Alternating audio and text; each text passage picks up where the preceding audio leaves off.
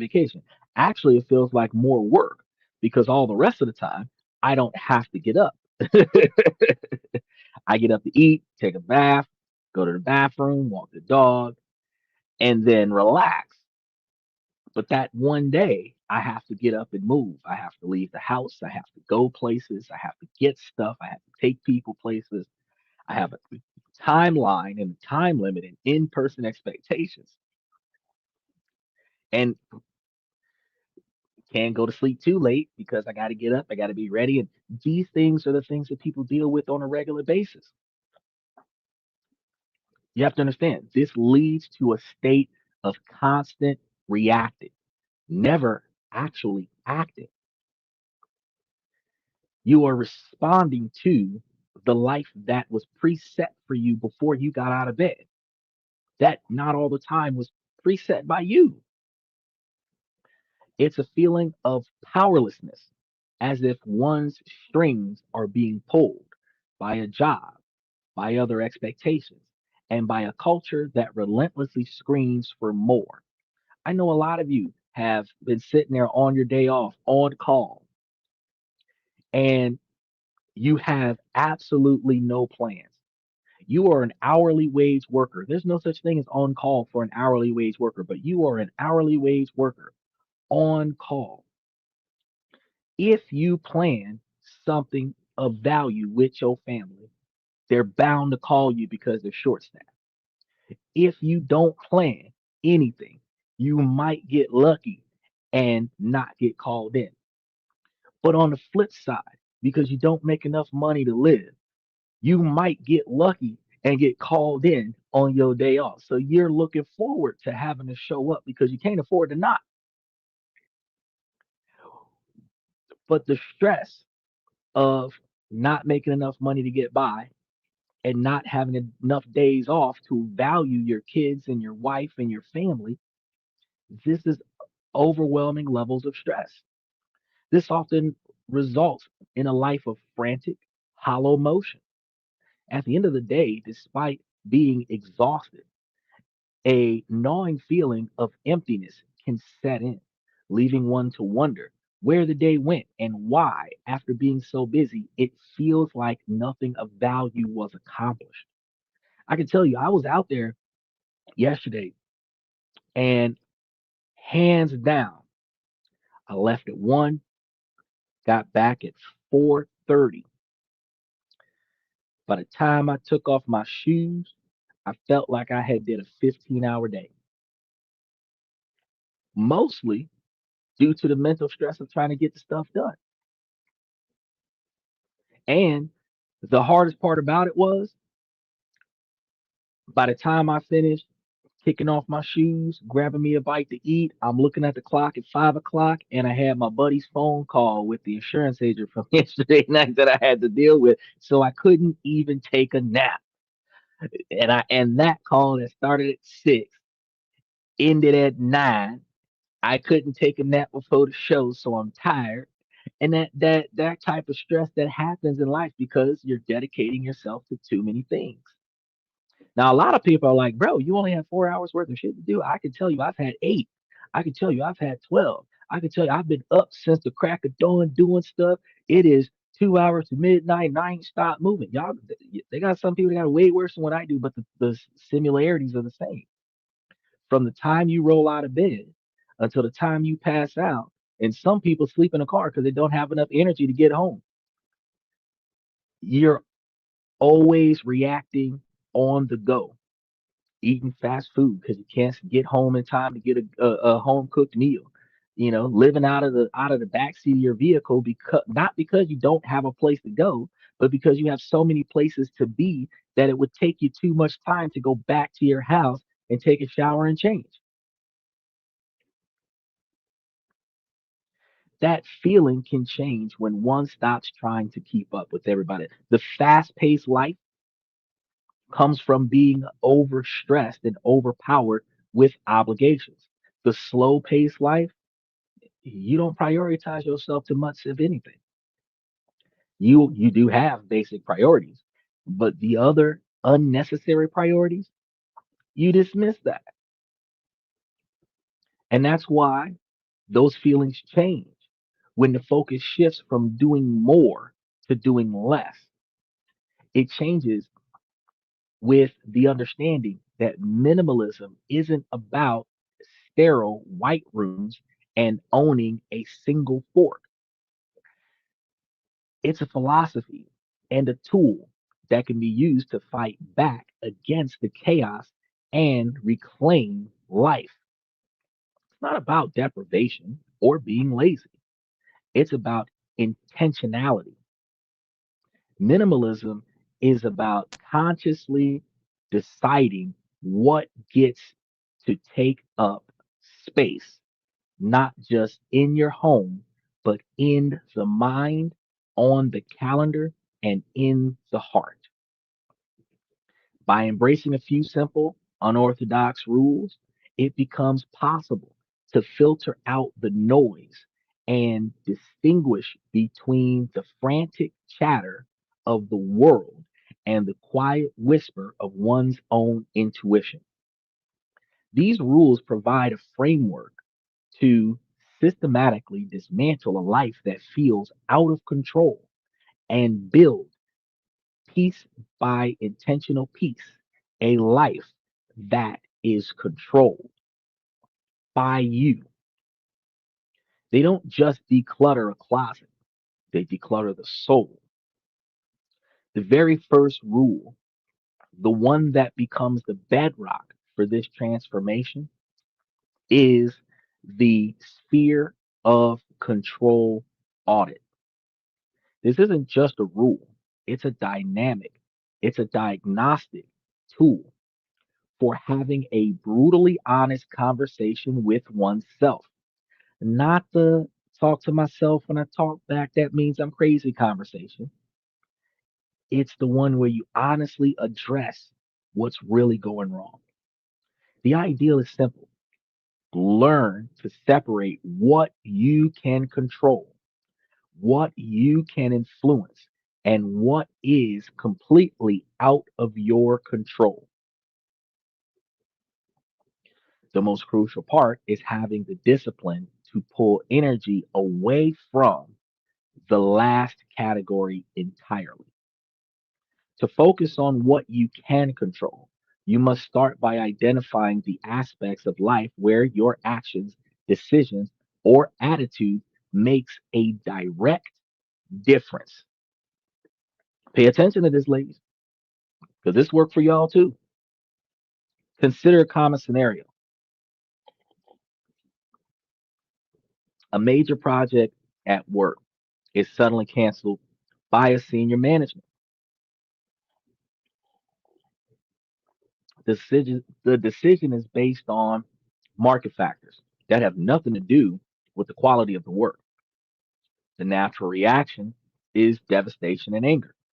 It's easy to spend weeks in a state of ignition and sparked misery, complaining to others, replying to the messages and replaying the events and losing sleep because it canceled your project. This energy is being sucked into a black hole of resentment over a decision there was absolutely no power that you had to change. To perform the audit, take out a piece of paper and draw a circle. Inside it, write things I can directly control. Now, this list is often short. Your reactions, your effort on the next project, your decision to update your resume, your attitude. The project is canceled, but you still got a job, all the extra days off that you have because you're not working that project, and what you're going to do during that time off, and how you treat your team. Then draw a bigger circle around that one labeled circle. We're going to call this one things I can influence. This might include offering feedback to a manager or sharing lessons learned from a failed project. The huge empty space on the rest of the page represents the third category. So you've got one category of things that you can control, one category of things that you can influence, and then everything else, things I cannot control. Here, you would list the final executive decision, the global market strategy, or the fact that the project was canceled. Seeing this in black and white can be a revelation. Many people realize they spend 99% of their emotional and mental energy in this outer space where their energy has no effect. Have you ever realized that the days that you are physically active, doing the things that you love to do, enjoying life, that you get so much stuff done and you have so much energy, but on another day where some jackass pissed you off, some fucktard did something stupid, some idiot in traffic almost crashed your car, pissed you off to high heaven, that the anger and frustration got you burnt out. You only did two things, almost died and survived it. And you're complaining about it for the rest of the day. And the fact is that the stress of things that are outside of your control, especially things that have already happened that are in the past that are outside of your control, that you're still dwelling on the next day and the next day, you find yourself, wow, venting prevents your anger from causing you to have an aneurysm. The fact that you're still harboring that anger towards situations that are in the past and outside of your control has you worn out with absolutely no physical effort put towards anything.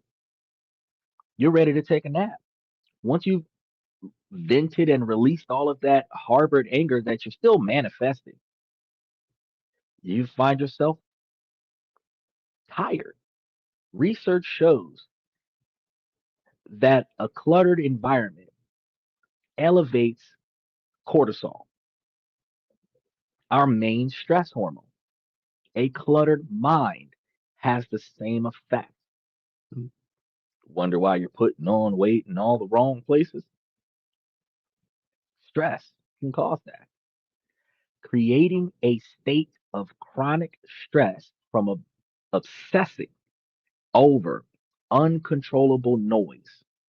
That's where this is going to come from. The sphere of control audit is about consciously letting go. By applying this to your thoughts, you declutter your mind and free up an incredible amount of mental space. Redirect that wasted energy back into the inner circle, which is the only place to create real change. I tell you guys all the time, write things down in journals, get it off your chest. You can fill up all of your journals, turn all of those journals into a novel, sell it as a bestseller, the shit I go through every day. And it'll be like Seinfeld. And I guarantee you, by the time you get through with that, that'll turn into a hobby instead of being a level of stress. But this isn't weakness, redirecting your efforts into things that you can change. It's an act of profound strength and strategic wisdom. Survivors of catastrophic whatever it is are not survivors because they dwelled on the fact that they were going through things that most people weren't going through. Survivors are survivors because they focus more on succeeding than they did on dwelling on the situation that they were in. They put more effort into coming out of that problem, recovering from the issue, and thriving to the best of their ability. If they only had days left, they didn't dwell on the fact that they only had days left. They enjoyed whatever days they had left and found out they ended up with more days than they thought. The next rule is a radical act of social curation. It's the 80-20 social audit. Now, I know that we've talked about the 80-20 rule with finances and investing and savings and budgeting, but we have also talked about this 80-20 audit before when we talk to you guys about procrastination, when we talk to you guys about restructuring your life and proactively accomplishing goals. Remember, I told you guys that you should have 5 tasks that you want to accomplish in a day, 2 major tasks that must be done, and 3 tasks that can be put off to another day. The 2 major tasks will be time sensitive tasks or time consuming tasks. The 3 tasks are not time sensitive tasks and are not time consuming tasks. Out of those 5 tasks out of the day, you should accomplish 3 of them: 2 majors, 1 minor. Plain and simple. If you find yourself on an off day where you do 1 major and 2 minors, you will find yourself doing the other major and 2 new minors the next day, where by the end of the week, all of the most important things that you had to do that week would have gotten done. If you then praise your accomplishment of tackling 7 to 14 major tasks in your life, and then if you are capable of accomplishing another 21 small tasks in your life, you will come to find out that the to do list that you have is not nearly as important as you think it is when the things that you put off since January are so insignificant that you could just eliminate it off the list altogether. Now, this 80-20 social audit applies the Pareto principle, an observation that in many areas of life, roughly 80% of the results that we want in life come from 20% of the effort. When applied to your social world, it can be a brutal but enlightening truth. A small fraction of your relationships likely generate the vast majority of your happiness, support, and energy. The other 80% of your relationships provide you less than 20% of your overall happiness, where you're out of 100% of the relationships that you entertain, 80% of them, 8 out of every 10 people, are wearing your ass out for no viable reason. Before applying this rule, life can feel like a constant performance, juggling a huge cast of characters. There are draining acquisitionists, obligatory family gatherings, and a calendar packed with shoulds that leave you feeling exhausted and unseen. Where you should be at that wedding. Fuck that wedding. You should be at that funeral. He's dead. How does he care about it? You should be dealing with somebody else's failed relationship when they screwed it up after they didn't listen to you. You shouldn't be dealing with all that drama. Michael says 80% noise, 20% happiness. Yes. And if you're in a situation where you're dealing with 80% noise and 20% happiness, you got to ask yourself, why are you allowing that 80% noise to still be there? Exactly. Social pressure. Social pressure. Come on, man. You've gotta. Come on, man. Remember that one time? Blackmail. Remember that one time when I did what's it? You can only bring that up so many times. You used that on me last time I did something I didn't want to do. You understand me? But this is where we are. You feel indebted to the other person, overly indebted to the other person to the magnitude that you make unnecessary sacrifices of yourself out of loyalty and duty for the other person. We call it friendship, we call it love, we call it family, but that's unnecessarily being duty bound to bullshit. We're gonna sideways note real quick, straw man topic real quick, and just touch base. Y'all know that y'all done read that scripture in the Bible, right? Where they say, oh, well, if you give to the other person, you receive your blessings, right? You know how they talk about how um, when you give to someone else that you get back tenfold, right? That it's folded and all of this stuff and given back to you and reinforced. And think about what's really going on with that scripture. What you did for somebody else, their repayment to you, their gratitude to you is paid back to you tenfold based on how much they value what you did for them.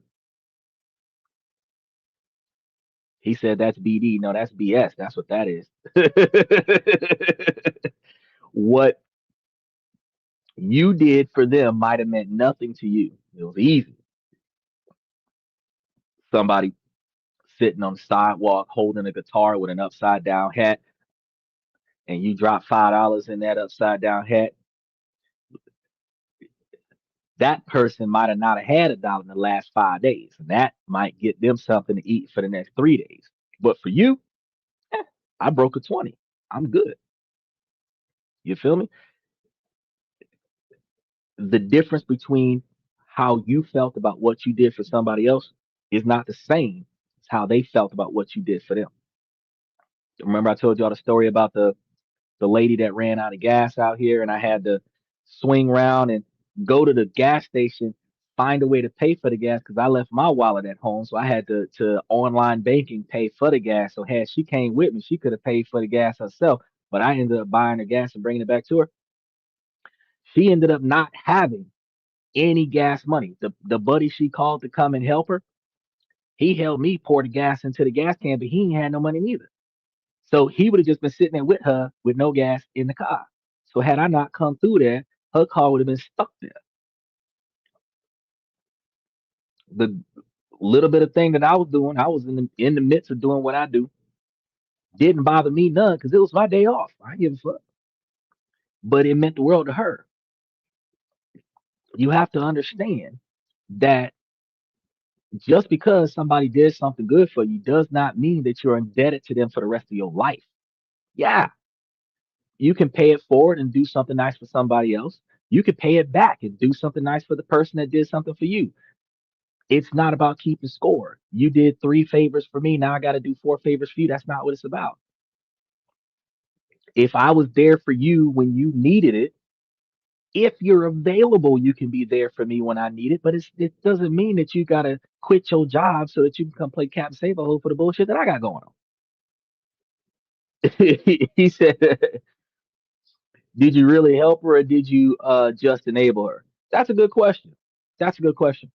I'm going to assume that because the vehicle was stranded in the middle of a major road right next to the on ramp, that my actions prevented that car from being towed. I believe that my actions allowed that person to carry on with whatever they were doing for the rest of that day instead of walking to wherever they wanted to go, abandoning the vehicle where if they lived in that vehicle, that their whole house would have gotten towed. So if it allowed them to be irresponsible for one more day, does that matter to me? No.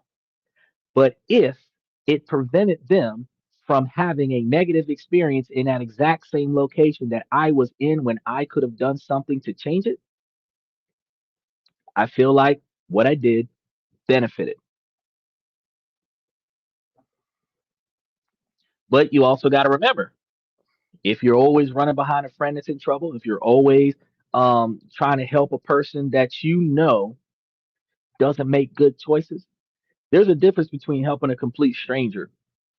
Like if you're at the grocery store, they grab too many things, they don't have enough money to pay for it all. Now they're trying to put stuff back. The cashier is spending a bunch of extra time unscanning things at the register when you could be you trying to leave and all they needed was an extra $10. You could just now is that enabling them or are you just helping out a family that's don't have enough money to get all the groceries that they need? Now, what happens when the shoe is on the other foot? You ain't got enough. You're trying to get like 3 cans of tuna fish, and that's all you trying to get, and you ain't got enough for the 3 cans of tuna fish, and somebody go buy you $50 worth of groceries. Is that them enabling you, or are you grateful in that moment that you got more than what you came here for on somebody else's effort? Because you got to understand that when we start talking about these things, the those who believe in faith and those who believe in higher powers recognize that the acts of man represents the efforts of the Lord that they pray to. Whereby, if you getting good favor from somebody else, good grace from somebody else, you're getting that not because you deserve it, but because the other person can. He said she was probably driving a 1972 Toyota four-door white. Yeah, that's exactly what she was driving.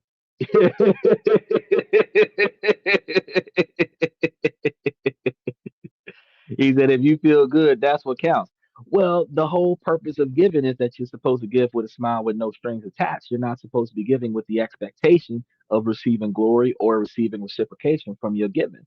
But using it as an example, the fact is that you're only supposed to give what you can.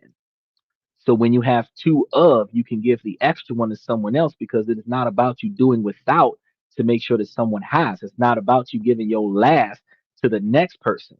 It's about you giving your extra to the next person. So when they talked about that we're gonna get back to the main topic in a second, but when they talked about the whole thing about if you give, then you get your blessings after that in spades. No, you got your blessings because you was blessed in order for you to have extra, in order for you to give something to somebody else. Because how can you give to someone else and not be suffering if you wasn't already blessed to begin with? So why are you looking forward to future blessings when you already had an abundance of blessings in order for you to share those blessings with somebody else, which is how you're able to bless somebody else? They don't think about that. So regifting is good at Christmas. Um, that depends. Are you regifting in the same circle as the person who originally gifted you, or are you regifting it to a new circle?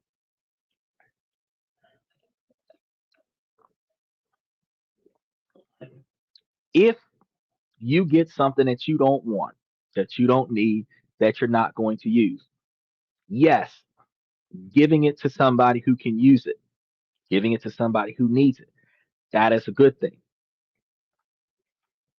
If you don't want what you got from somebody who tried to get you something, they didn't know what you wanted, they didn't know what you needed, you didn't hint on it, and you give it away in front of them to somebody else, that's just disrespectful. You're not appreciative of the effort that they, because Christmas has turned into a huge thing that is, it's all about receiving. Christmas isn't about giving. Christmas is about receiving. And ironically, it is triggered by your desire for acceptance, by your desire for recognition. So, to get positive praise from the people in your network, you spend a bunch of money that you don't have to do things for people that you expect to praise you, not reciprocate. It's but the thing is that Christmas was supposed to be about the thought of providing to someone else who has not. So the person who gets something is supposed to be grateful that they got something, not, oh man, it's closed again. I wanted a PlayStation. That's not what it's about. It ain't about what you want. It's about what I wanted you to have. And you're supposed to be appreciative that I wanted you to have something. I ain't gonna cap. Most of the folks that know me, if they get a piece of coal, y'all better put them pieces of coal together and light that damn barbecue grill so we get this thing cooking. If you ain't bring your piece of coal to this barbecue, you ain't getting no barbecue from the barbecue grill because everybody who chipped in on this grill gets something off of this grill. Now somebody gonna say, "Oh, that's an asshole move to give them a piece of coal for Christmas." Yeah, but it's an asshole move for you to walk up here and get you a damn piece of steak and you ain't even throw a piece of coal on the fire. But think about this though. Back to the main topic. We strawmanned off for a second. If you spread your emotional energy so thinly across every interaction that there's nothing left for the connections that truly matter. The goal of the 80/20 social audit is to identify the vital few and ruthlessly protect the time and energy you give them. Like I value you guys. So I make it a point to block out 2 to 3 hours out of my day every day of the week to give you guys the attention that I believe you deserve. Take a hard look at the people that you spend time with on a piece of paper. List out who you're spending time with, how much time you spend with them. You can even detail what all you try to do. And you want to honestly assess this. Who gives you energy versus who takes your energy away? Those folks that cause you a headache, right? Who leaves you feeling inspired versus who leaves you feeling drained or defeated? The Pareto principle suggests that you should consciously invest 80% of your social time and energy into the top 20% of people who give you the most value and support. This isn't about cutting people off cold. It's about reallocating your most precious resource, your attention. It means letting casual invitations slide, declining the draining weekly call, and instead intentionally creating more space for deep conversations and quality time with the people who form the bedrock of your well being. It is a strategic decision to trade a wide, shallow social life for one that is narrow but deep.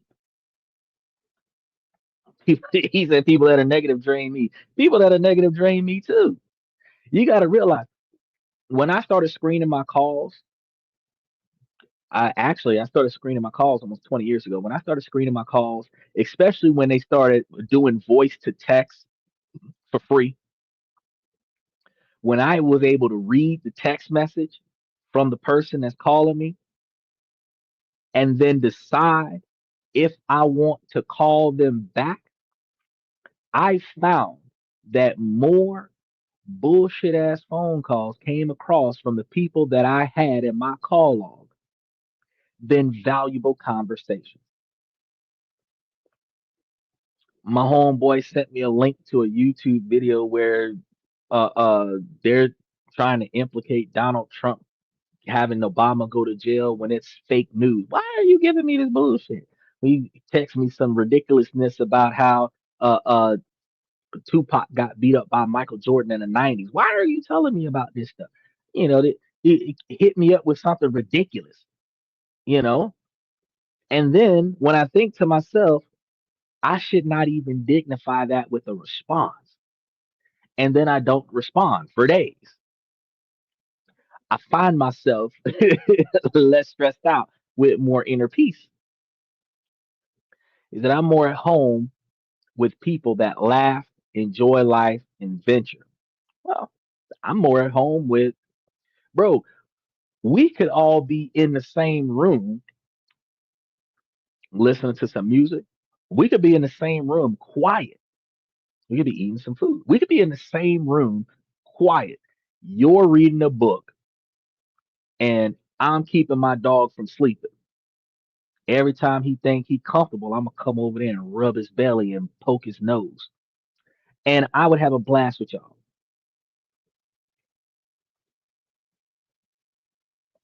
But there are some people that just got to sit there and have a conversation about what the Kardashians are doing, what's up with the new Epstein list, what happened with the declassified documents from the Fed, the things that don't matter. Then you get into a political argument, and neither one of y'all know shit about politics, but y'all just gonna argue against each other because you don't agree that he has an opinion. Not because either one of y'all have a valid opinion.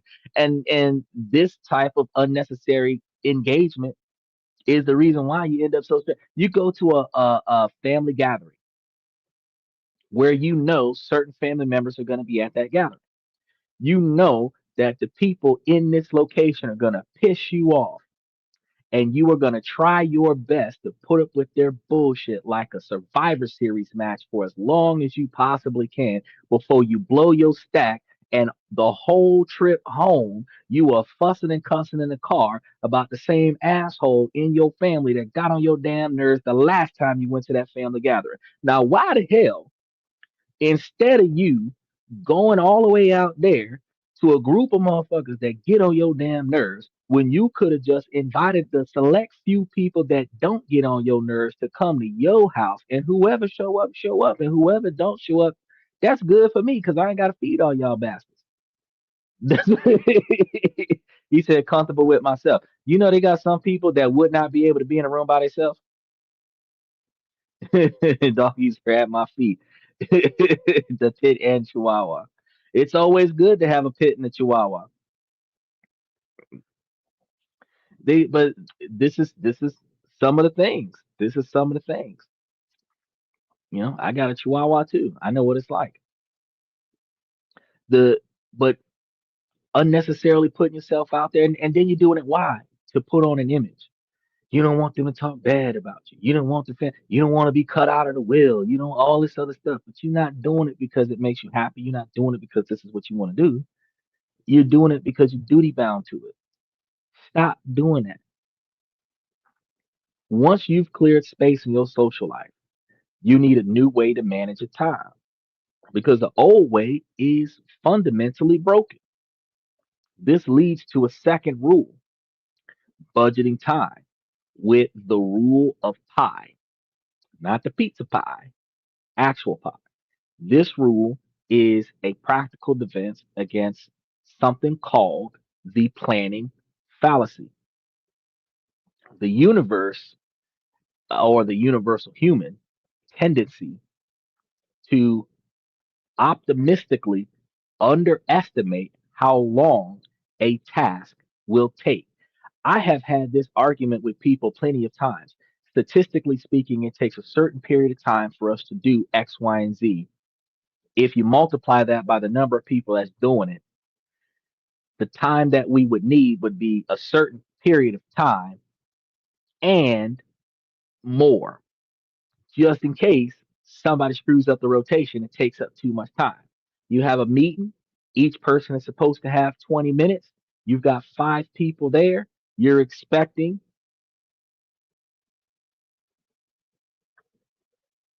oh, he said 3.14. I thought you was about to say 100 minutes. He hit with 3.14. Yeah, he followed with the pie. 100 minutes. 100 minutes, that's almost an hour and a half. It's a little over an hour and a half because 90 minutes is an hour and a half. So it's like an hour and 40 minutes. You're supposed to be doing this in a 1 hour meeting. You should have scheduled a 2 hour meeting. Had you scheduled a 2 hour meeting, you would have had an extra 20 minutes in case somebody just rattled on a little bit too long. You could have summarized it and only took 3 out of 5. 13 months in a year. Yes. There's 13 months in a year divided between 12 months where the extra month is you overworking yourself in order to squeeze everything into 365 days. Interestingly enough, the rule is simple. For any task, estimate how long you think it'll take, then multiply it by pi, which, as Michael said, is roughly 3.14. If it takes you 30 minutes to get there, multiply it by pi. It's an hour and a half. So you block out your schedule an hour and a half. Even if it takes you 30 minutes to get there, if you leave in an hour and a half, you ain't got a speed to get there. You could even segue and stop off somewhere along the way and get something, get you something to eat, get stuck in one of them long ass McDonald's lines. You in the drive through knowing the lobby empty, 38 cars in the parking lot, but the lobby is empty. You could have just walked inside and got you something. You're not in a rush no more. But if you got a 30-minute car ride and you got 25 minutes to get there, you late as fuck. Then if you get pulled over along the way, you know they're gonna take 35 minutes, which means that your 5 minutes late turned into 45 minutes late and a ticket. Either add in procrastination 20 years. Well, I gave y'all a whole show about how to get past procrastination. And the best way to get past procrastination is to set yourself a personal deadline that is long before the actual deadline so that even after you procrastinated and started applying yourself to performing this task, you still finish early or on time. See, if I said I was going to start the show at 9:30 and kick this bad boy off at 10:30, I'd be on time every day.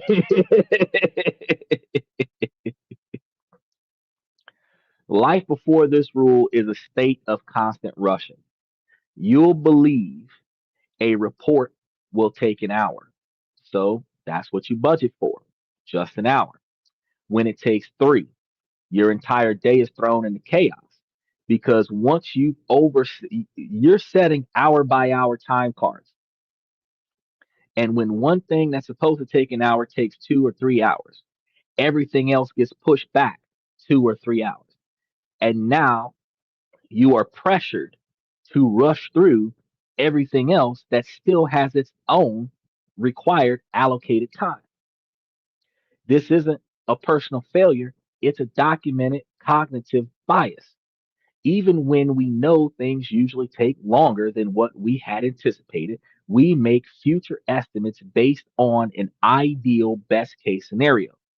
This flawed internal math is why so many people feel perpetually behind, stressed, and unable to meet their own deadlines, not the deadlines of society. Large complex projects are especially vulnerable. The more steps involved, the more chances there are for unexpected delays to our situation. And these delays are guaranteed to occur. The more people involved in your conversation, the longer you expect the conversation to persist. If I'm in a meeting or a class more than 1 hour or less, I will lose interest. He say that, but he be in his podcast for 2 to 3 hours and lose no interest.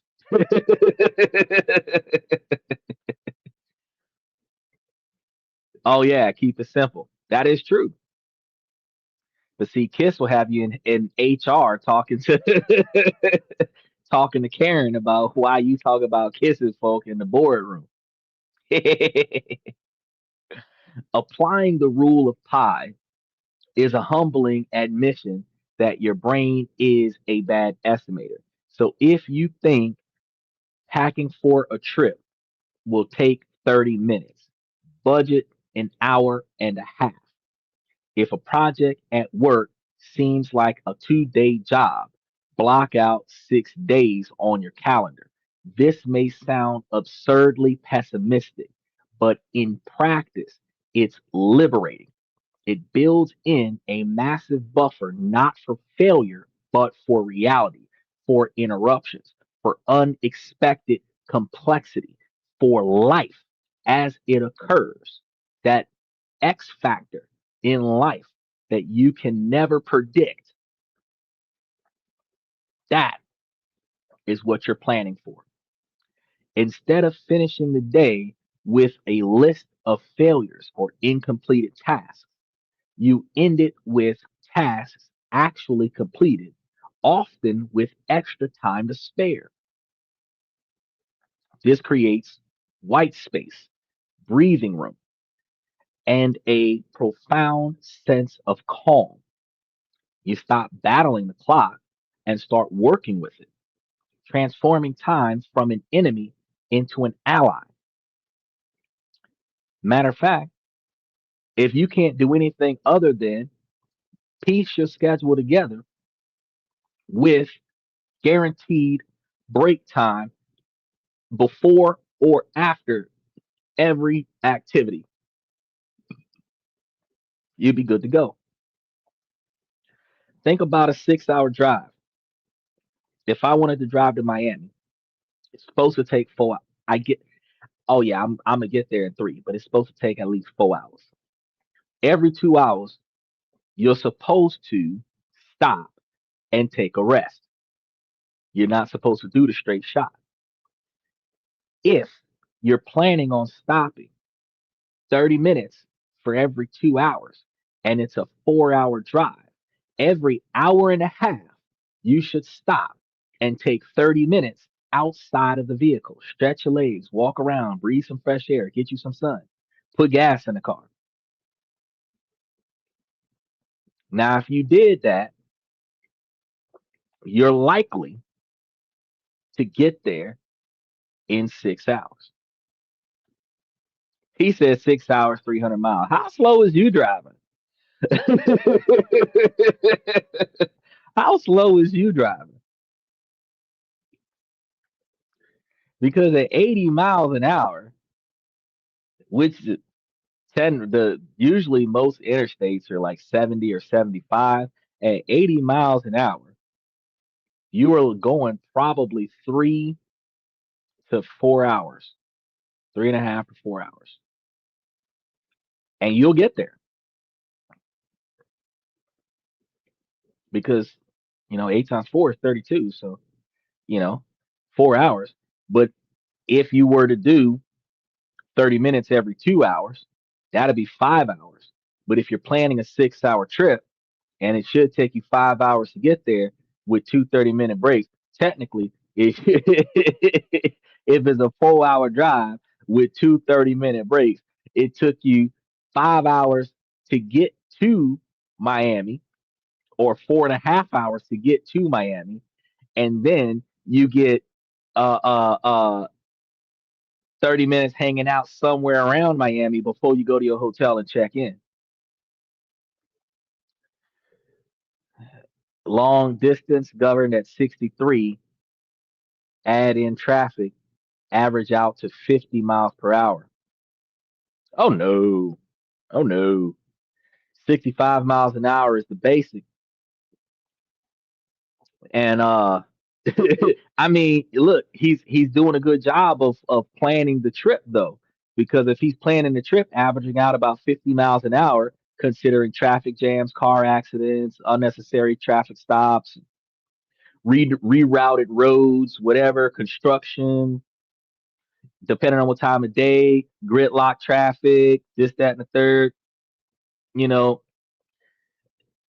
Oh, see, oh, CDL license. Oh no, so he talking about driving a rig. Oh, if you driving a rig, you slow as fuck. I'm talking about a vacation trip, like hopping in your little Honda Civic or something like that, trying to get to Miami. You in the fast lane more often than not, trying to get to Miami. Nah, that you doing 75, 80 miles an hour the whole way through. But if you planned the trip to be 6 hours and you had the capabilities of doing 80 miles an hour, even if you had the capabilities of doing 70 miles an hour, which is the posted max speed limit, you would still be getting there in 5 hours.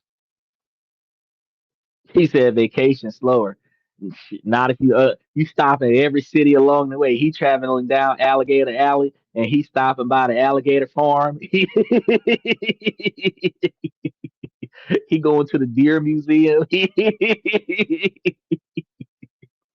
Swamp Park. He gonna stop somewhere, go fishing off an overpass somewhere. He left on Tuesday to get to Miami. It's Thursday. He ain't there yet, but he heading.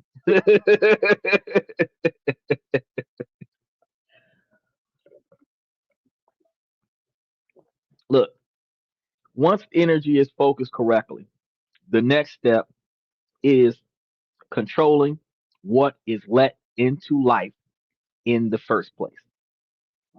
This leads to the next rule, the commitment filter.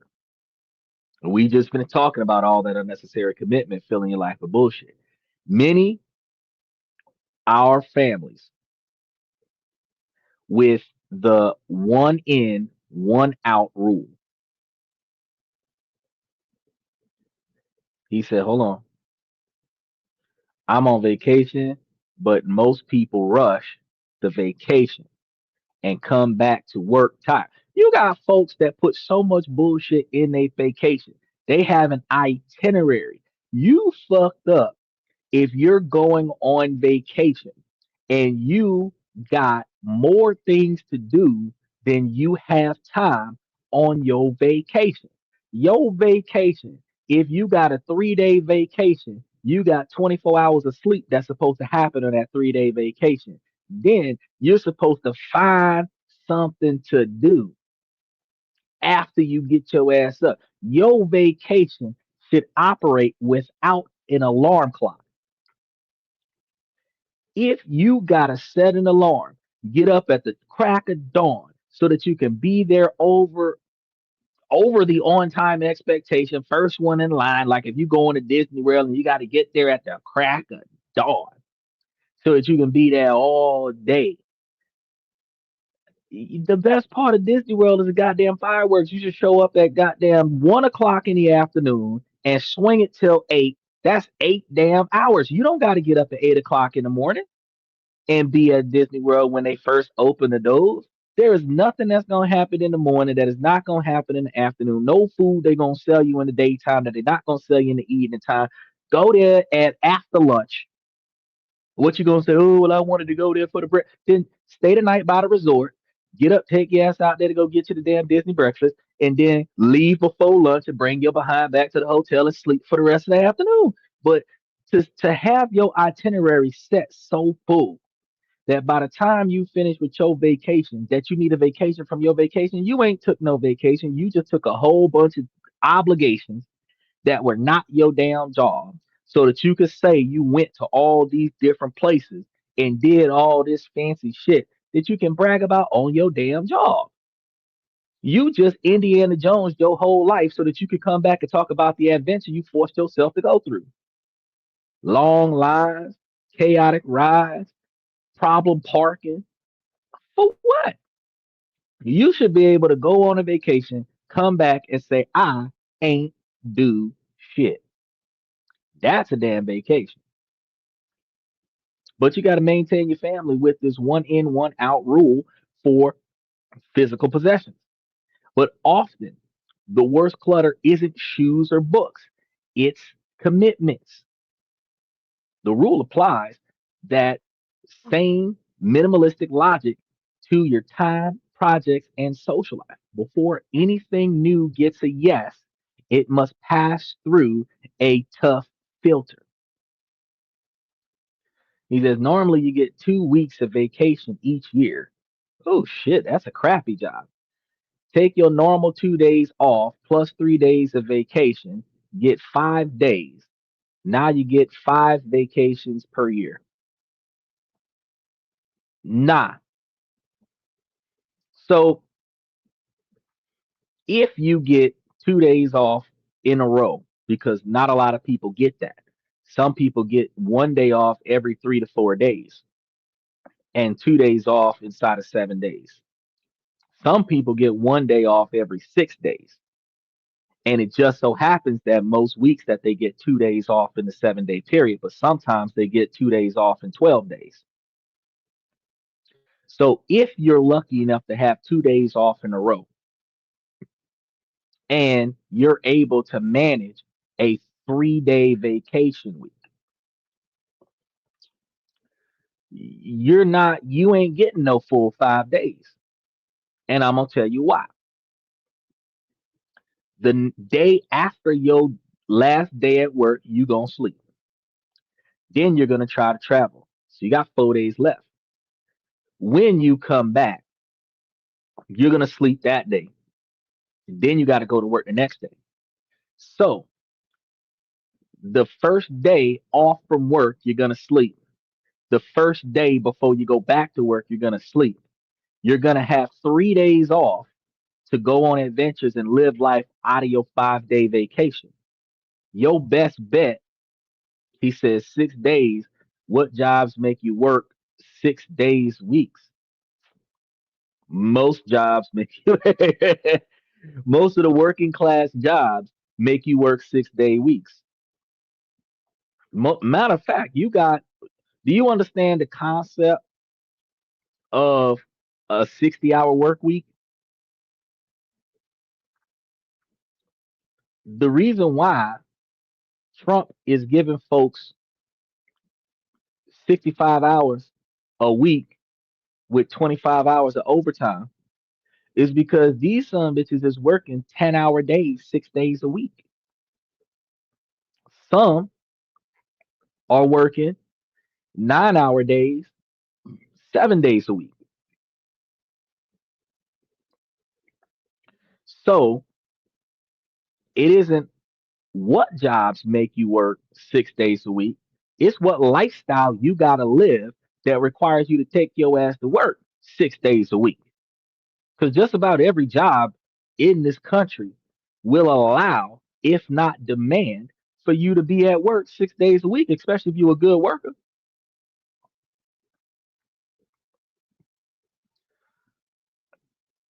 But what you're looking at is that you get one guaranteed day off, and then all the rest of the days you're likely to be at work. Now, you're a backbone of the job. They want to keep you good. Here we go with that. Most people work 40-hour weeks. No, they don't. No, they don't. Most people do not work 40-hour weeks.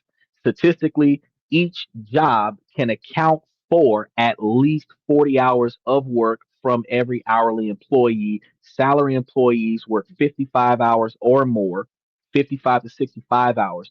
Most Americans, about 61 to 65% of Americans have two jobs, and each job can account for 40 hours, which means you're working 80 hours between two jobs. And if you stacking them, you working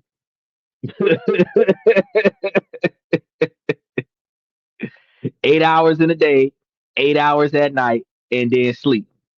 And the offsetting them where you're off one day on one job and one day on another job and off both days on one job where you're still working 6 days a week. 6 days a week better come with great money. 6 days a week come with minimum wage. Just looked it up. Look look harder, my son. I've covered that. I've covered that topic quite a few times over the past 3 years. Look harder, my son. Salary jobs or management jobs. Salary jobs, management jobs doesn't change the fact that 55 to 65 hours a week. And when you think about 8 hours a day, 8 or 9 hours a day, and you start asking 55, 55 hours is 6 days at 9 hours. And 9 hours is an 8 hour day with a 1 hour lunch break.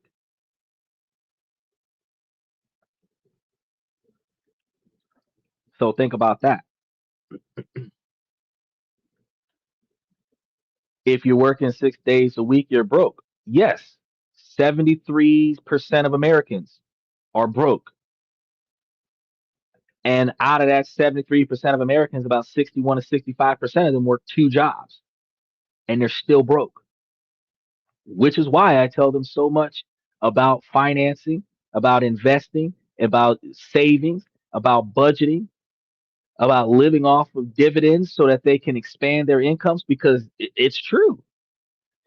They're wasteful. So what little bit of money they do get, they spend it. They don't have a leg to stand on. They're working from paycheck to paycheck with two paychecks coming in at a time because most jobs are bi-weekly pay these days. Very few of them are weekly pay, and you might get paid every week because both of the jobs that you work on are bi-weekly and your paychecks are offset. But you're still living from paycheck to paycheck. You don't keep enough money in your pocket to last you 7 full days. You got just enough money to put gas in your car to go cash your check, and you got direct deposit. That is the country that we live in. It is the most expensive country that people waste a bunch of money in. Is that I'm not going to think about it. I graduated. But when you say CDL, I know some truckers that be in the car, in the rig, 15, 20 hours a day. They partner up with somebody else and they sleep in the rig so the rig don't stop moving. One person sleeping while the other person driving, and then they alternate. Not my problem, as I tell friends. Hey, it ain't my problem either. You see, I get paid for sitting in this chair. I'm just telling you how it is, how life goes around here. But we can make changes. We can do better. We can improve our expectations for a higher quality of life. Life before the rules I'm giving you to minimize your effort in society to maximize your peace and your rest and your freedom is often a testament to the danger of saying yes for everything that everybody asks of you. For many, this comes from a place of people pleasing. We find ourselves indebted to the people that we know, and we just want to make them happy or keep them happy. So we do the stuff that we don't want to do because we know they want us to do it.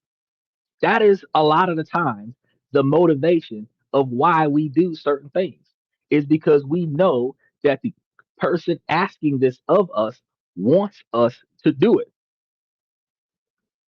Now, if you ask yourself on a regular basis, do I really want to do this shit? If you told yourself no and then you canceled, they will blow up your phone. Man, you promised. Yeah, take it out of my you know what I mean? Add it to the tab of the things that I owe you. You know what I'm saying?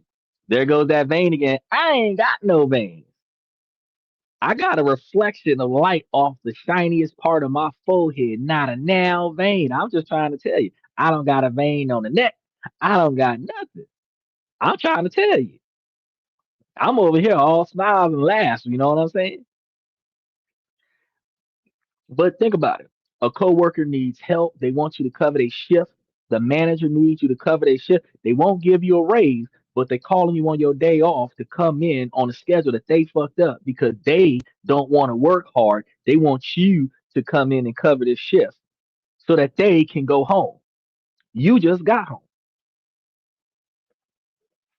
A friend needs a favor. Guilt inducing volunteering opportunities arise where people make you feel bad for saying no. They play on your heartstrings. If somebody come and say do it for, the answer is no. Do it for the children. Let the children die. Do it for the animals. Let the animals die. Do it for the job. Let the job burn down because it is not gonna close if I don't show up. And if it do, if I am the LeBron James of this job, where LeBron James is garbage. If I'm the LeBron James of this job was destined to fail to begin with. Because if you ain't had your ducks in a row after all this time that I've been doing double overtime for the last 10 years, and you ain't fixed it where I can take 5 days off in a row, you done fucked up. Whose frisky mama just got on ad? I don't know.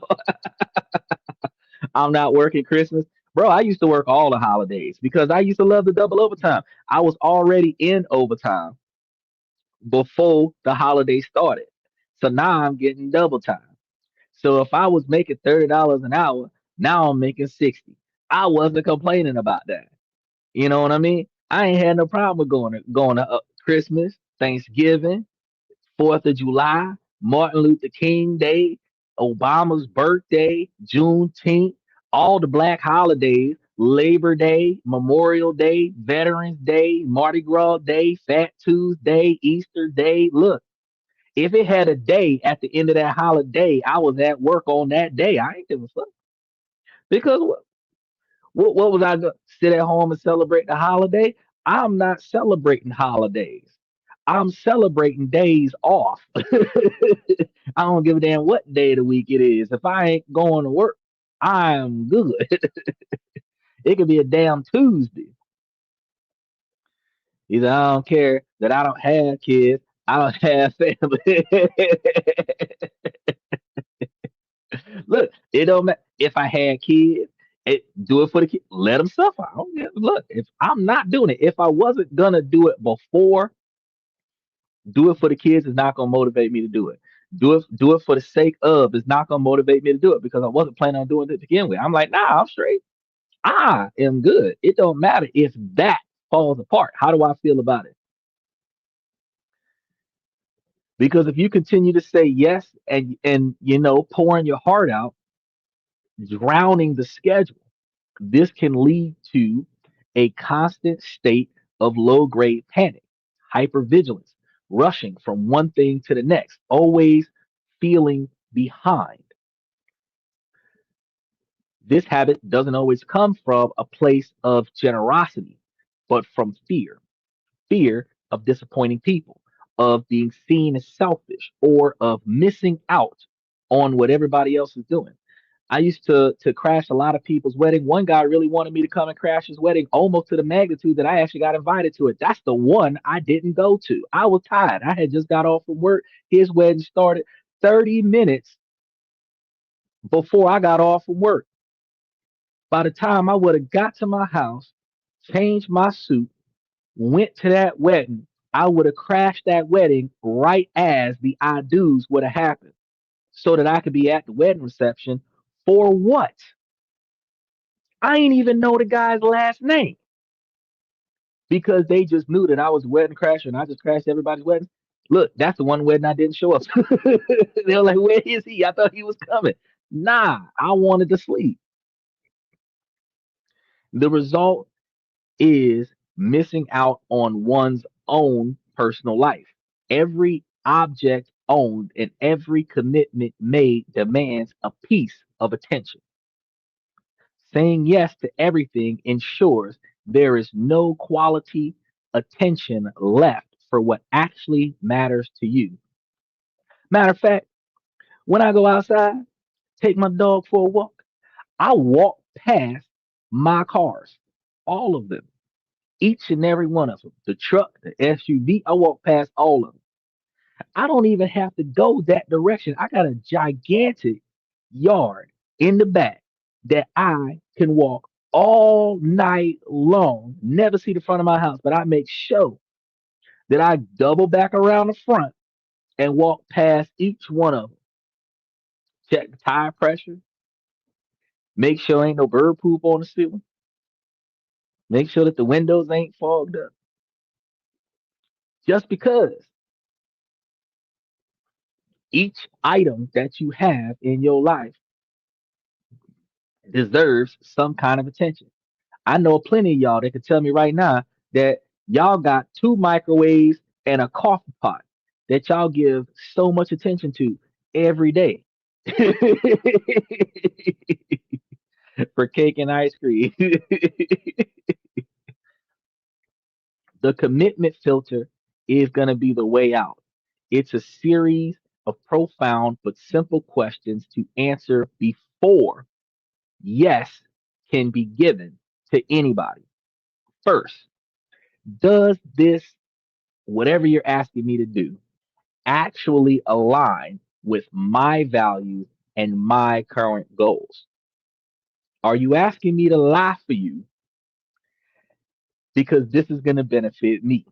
Or are you asking me to lie for you so that you don't get in trouble for the mistakes that you made? All right. This forces clarity on what matters. Second, if this were happening tomorrow, would I still be excited about it? Can this shit wait till tomorrow? Do I really need to do it now? I've had family come to me soon as I wake up, shoving information in my face, and I tell them, hey, if your internal organs are not externally out of your body, it is not requiring my immediate attention. If your internal bones are not externally exposed out of your body, it is not in need of my immediate attention. An active fire in the house requires my immediate attention. An active flood in the house requires my immediate attention. The loss of or pending loss of life in the active fashion, heart attack, stroke, suffocation, that requires my immediate attention. You want me to fix your TV? That shit can wait. You want me to cook you something to eat? That shit can wait. You want me to take you somewhere? That shit can wait. Because you could have cooked for yourself, you could have fixed your own shit, you could have caught the bus, caught a cab, caught an Uber, caught a Lyft. You chose to use me, and that should be done at my leisure, not yours. So I make it clear outside of active pending death, it can wait until my day off on Thursday. So if it ain't got a time limit where it's 48 hours to respond, unless it's one of them situations where with 48 hours to respond, you can wait 8 hours before you tell me because I ain't gonna tell him shit for another 22 hours. That's it. He said, if you need help, make an appointment. If you need help, you better dial 911 because they're gonna help you faster than I will. Life and death only. That is the only time I'm stepping up. That's the only time I'm stepping up. The rest of the time, I don't give a fuck. I will walk past what you prioritize so that I can get me something to drink, take a shit, and go back to bed. I will deal with that shit after the sun go down and right before it start coming back up the next day. I am not addressing it as soon as I get up because that is forcing me to prioritize what you prioritize when you do not prioritize my time. Because I gave you a set time to give me future information. And if you're trying to shove in my face future information before that time, I will dismiss you and all the information that you brought. God forbid it's something important. I don't give a fuck. I will deal with it when I told you I would deal with it. So if this were to happen tomorrow, would I still be excited about it? This trick beats the future me has infinite time delusion because the future me don't have infinite time. I am booking clients in November and December right now. I am filling my schedule up for 3 months from now right now. I got stuff to do in February right now. So me putting up with your bullshit at the heat of your moment, because it ain't the heat of my moment, because I ain't got shit going on. I'm taking care of your problem. I have to ask myself, can this wait?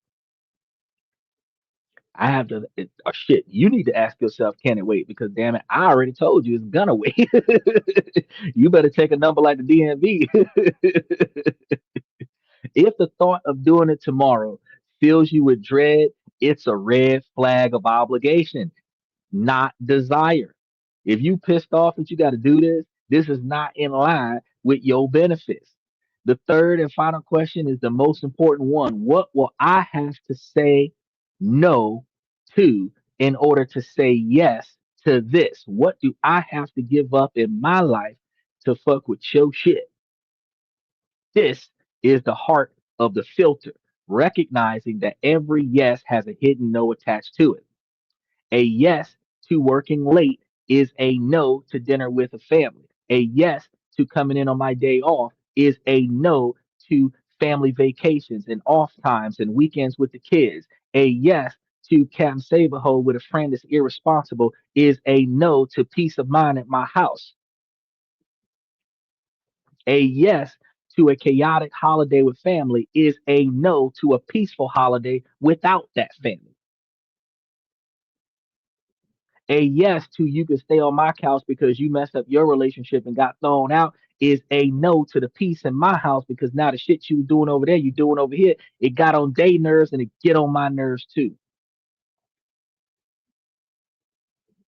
See, a yes to a new project is a no to having the bandwidth to excel at current ones.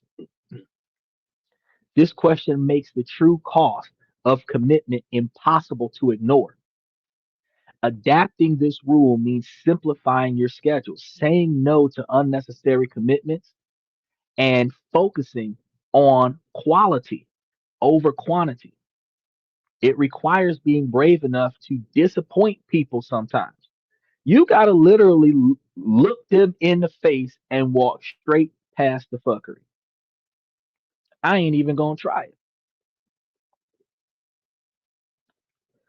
The reward is a life no longer cluttered with resented obligations, but filled with things that have been consciously and intentionally chosen. Like Michael said, choices. The commitment filter is like building a dam to stop the flood of new obligations, but one must still deal with the landscape that has already been flooded. And this is where the next and perhaps most radical rule comes in: the zero based calendar. In finance, zero based budgeting requires justifying every expense from scratch. This same logic can be applied to time. I want y'all to marinate on that in a second. Michael over here writing this shit down like, damn, I didn't even know that. Learn something new every day. Remember to hit that like button and subscribe to the channel as y'all flood up in here. Hit that like button.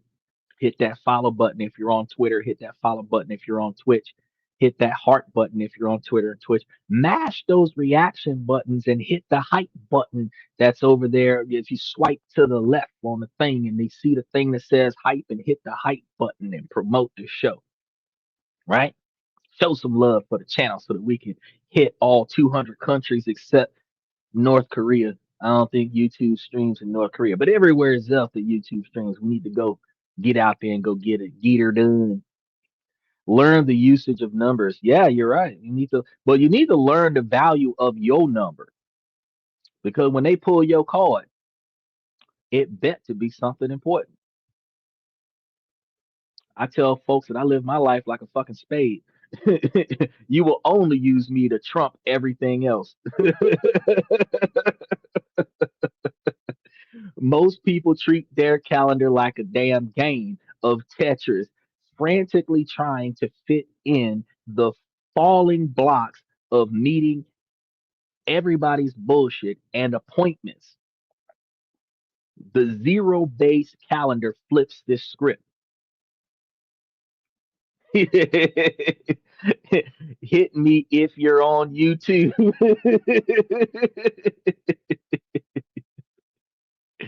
Instead of starting with a full calendar and looking for gaps, you start with a totally empty one, a blank slate, and justify every single thing that gets put back on it. Matter of fact, if you got a full calendar right now, delete everything that's up there for next month. Then start looking at what you would prefer to do for next month. You can do it for this week, matter of fact. If you go through your calendar probably have reoccurring appointments that you no longer meet anymore, and you have not put forth the effort to turn those notifications off. Think about it. The same way you got subscriptions that that you pay for that you don't even use, the same way you got notifications in your phone right now for reoccurring appointments that you no longer fulfill anymore. Delete that shit. Free up your calendar. Use your Google Calendar space to put meaningful things in. Then, matter of fact, there's an option for you to put your calendar online if you really want to be that bold. You can share your calendar with the people that you value where they can make a freaking appointment with you on the bullshit that they want to deal with. Where you can block out on that calendar time that you will not invest in their fuckery. A social calendar. There's this app called Calendar. It's calendar just spelled with the I instead.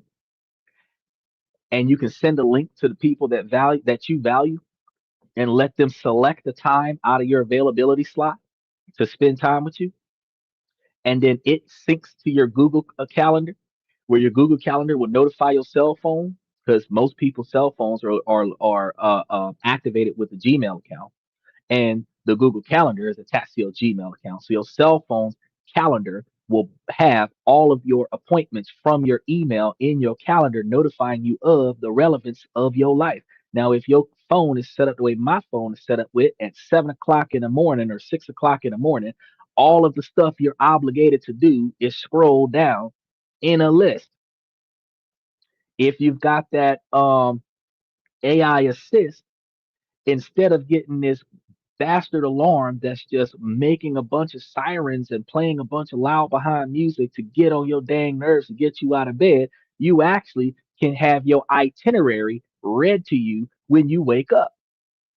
What you agree to do today. He said, become a bird and fly. Nothing is going to get a free pass just because that's what always happens on Tuesday. T-Mobile Tuesday happens every Tuesday, but I don't always leave my house for T-Mobile Tuesday. Black Friday always happens on Friday, but I can stay black on Tuesday and do on Tuesday what happened on Friday, and I ain't got to be out there in all that chaos. Just saying. To try this, sit down with the calendar, not with other people that's going to put their 2 cents in for the upcoming week, for the upcoming month. And imagine it is completely empty. Then ask a simple question. What is the absolute best way to use this time to get closer to the life I want? Notice that ain't had shit to do with taking your ass to work, dealing with your friends' problems, dealing with your partner's problems, dealing with your family's problems, dealing with your kids' problems. What do you want to do to get closer to the life that you want? The process begins not with work meetings, but with values. If health is a value, the first things blocked out are 7 to 8 hours of sleep each night. Even if you don't actually sleep, you might lay in the bed, you might soak in a tub, you might find a way to go to a spa and soak in a jacuzzi or some shit. Then you want time for working out. You might spend 4 to 6 hours sleeping and the other 4 to 6 hours working out, or 2 to 4 hours working out.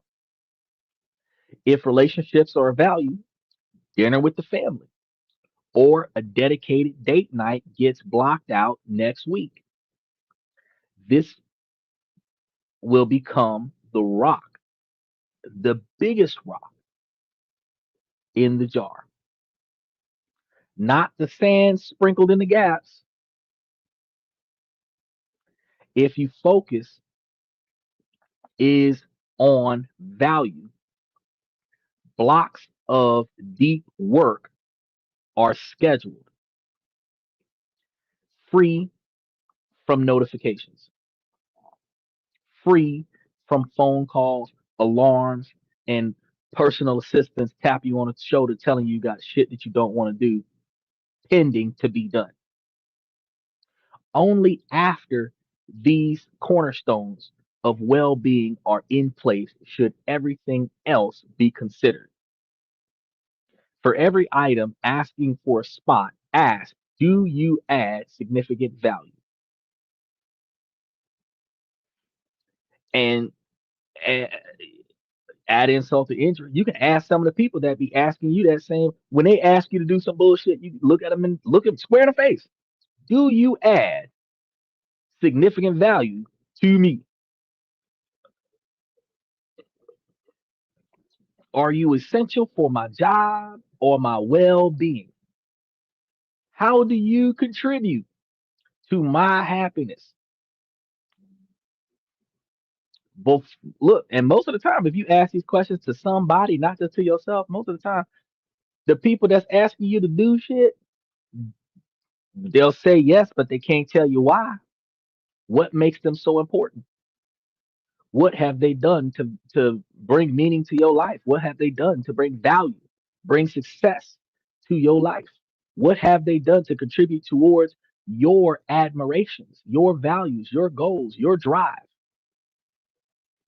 The same way I ask women on a regular basis, what do they bring to the table to be higher value women in a relationship besides your career and sex? What do you bring to the table?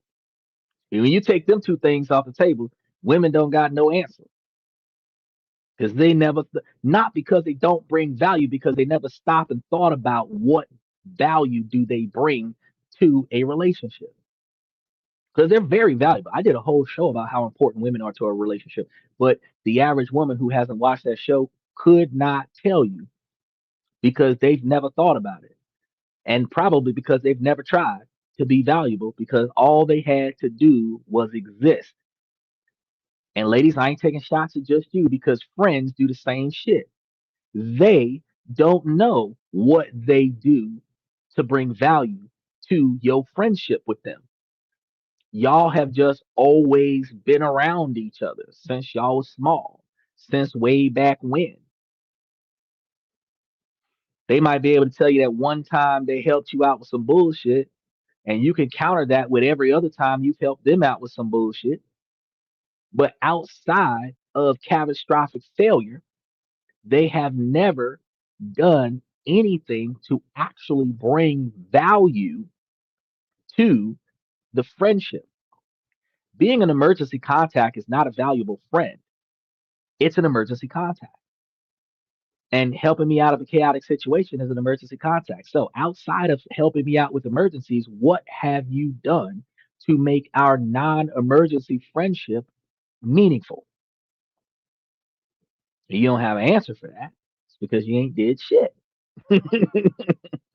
Michael said I had a calendar on my door in the apartment I used to live in, hung on the outside of the door, available for sex, leave name and number. Remember to like and subscribe. I ain't even see that. I let that linger up there for like 10 minutes. I ain't even thought about it. Look, that's hilarious.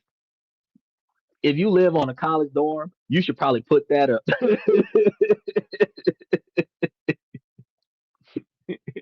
Female applications only.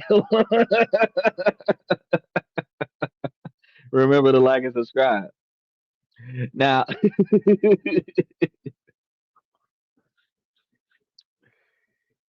if the answer is hesitant to the question, to those questions of do you add significant value? Are you essential for my job or my well being? If the answers are hesitant, it doesn't make the cut.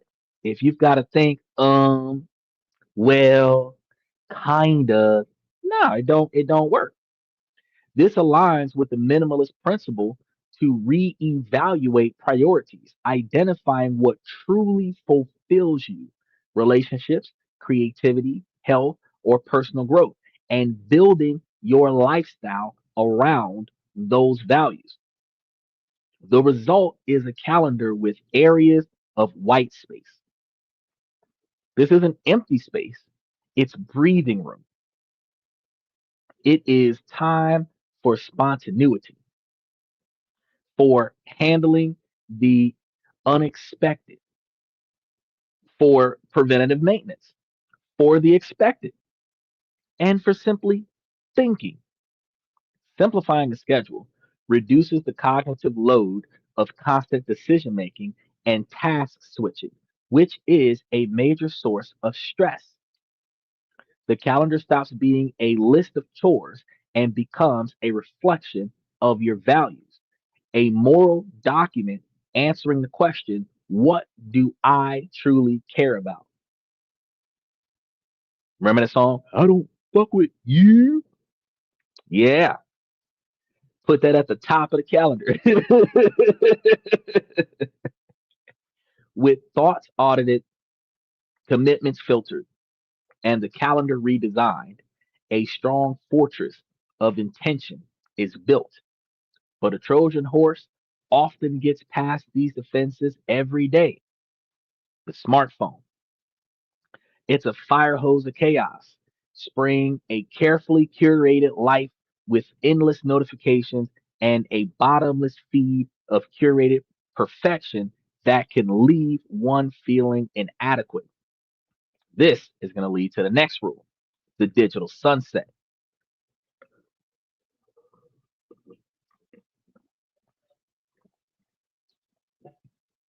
I actually had my father hand me his phone one day.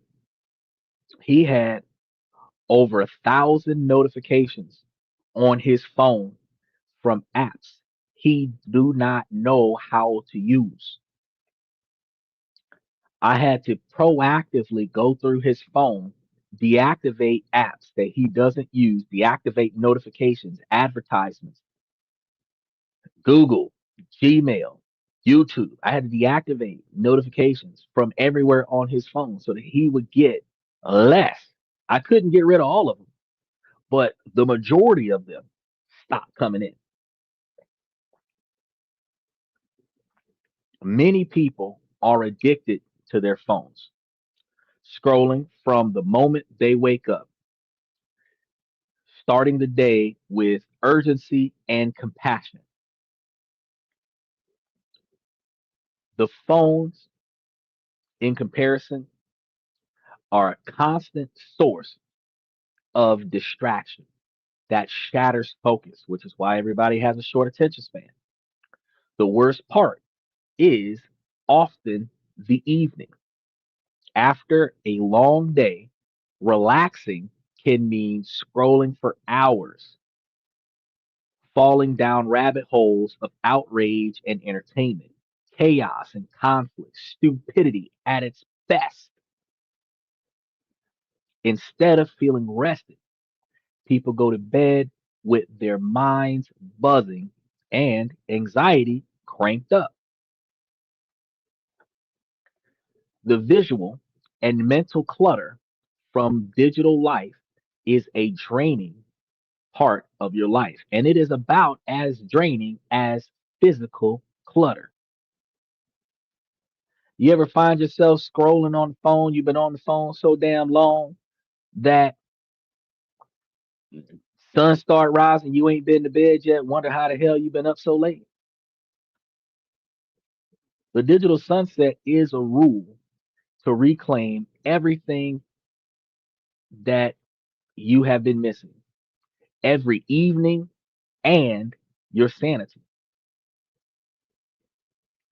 The rule is simple. At a set time every evening, all screens go off and stay off until the next morning. For example, at 8:30 p.m. And this podcast starts a couple hours after that. The phone is plugged in across the room. That way you don't reach over and mess with it. The TV goes off and the laptop is shut. The digital world officially sets for the day. The first week can be a shock to your system and revealing a dependency on constant stimulation. Because when you put your phone on the charger on the opposite side of the room, after a few minutes, you're going to feel compelled to get up out of bed and go across the room and go check your phone. And that's when it clicks in how dependent you are of your electronic device. Nevertheless, by sticking with it, the analog world is rediscovered. People find their attention spans slowly returning as they read physical books. They have real conversations with loved ones, uninterrupted by the glow of phones. Old hobbies are rediscovered. The benefits can be staggering for you.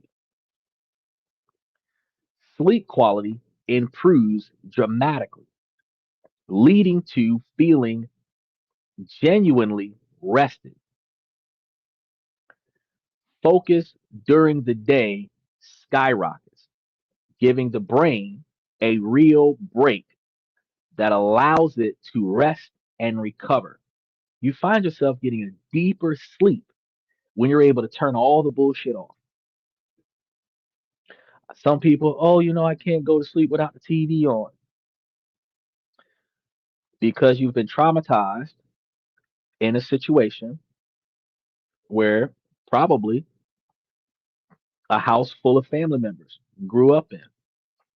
And there's a level of trauma there. It's not physical or emotional abuse, but every time you were asleep, somebody was yelling at somebody was talking loud, somebody was cussing somebody out, somebody was making a bunch of noise, enjoying their day, and you got used to that. Now, older in life, you're not capable of being in a quiet room, which requires you to now have the TV on and as a backlight with the sound on low, but you can hear everything that's going on, which ironically leads to a level of tinnitus because your eardrums never rest. They are working 24 hours a day, 7 days a week because you've got the TV running while you sleep. You've got sound going on while you're awake. Your ears never rest. But if you turn everything off, you'll come to find out that your hearing actually improves a little bit. That ringing in your ears subsides a little bit. Doesn't always go away completely, but it's less profound. This rule is about creating a non negotiable expectation and declaring that the mind is not a 24/7 content consumption machine. It requires actively carving out quiet space. For anyone who feels their brain is a web of browsing with too many tabs open, this can restore mental clarity. The digital sunset isn't about hating technology, it's about putting it back in its proper place as a tool you use, not a master you serve. With rules to control focus, commitment, time, and technology, the fortress is strong. Even still, the strongest fortress needs a solid foundation for those days when everything goes wrong. For this, another rule is needed: the keystone habit. A keystone habit, a term from author Charles Duhigg, is a small foundational routine that kicks off a positive ripple effect through the rest of your life. It's a small win that proves to yourself that you are, in fact, in control. In a chaotic life, days often have no anchor. Mood and productivity are at the mercy of the inbox or the morning news. There is no reliable starting point to build a decent day from, and the sense of control is fragile. A keystone habit is a small, non negotiable promise you keep to yourself every single day. The trick is that it must be something completely within your control. It can't depend on whether other people or your location or even other things take effect. It must be exclusively to your control. It is the first yes of the day, and it is a yes to yourself. For some, this might be a 15-minute walk every morning without a phone or podcast. The power, it's in a specific act in itself for yourself, and it is in the consistency and the intention that that brings. On a day with a high stakes presentation, starting with this habit means the day is already a success. The promise to oneself was kept. On a day that begins with chaos, the habit creates a small island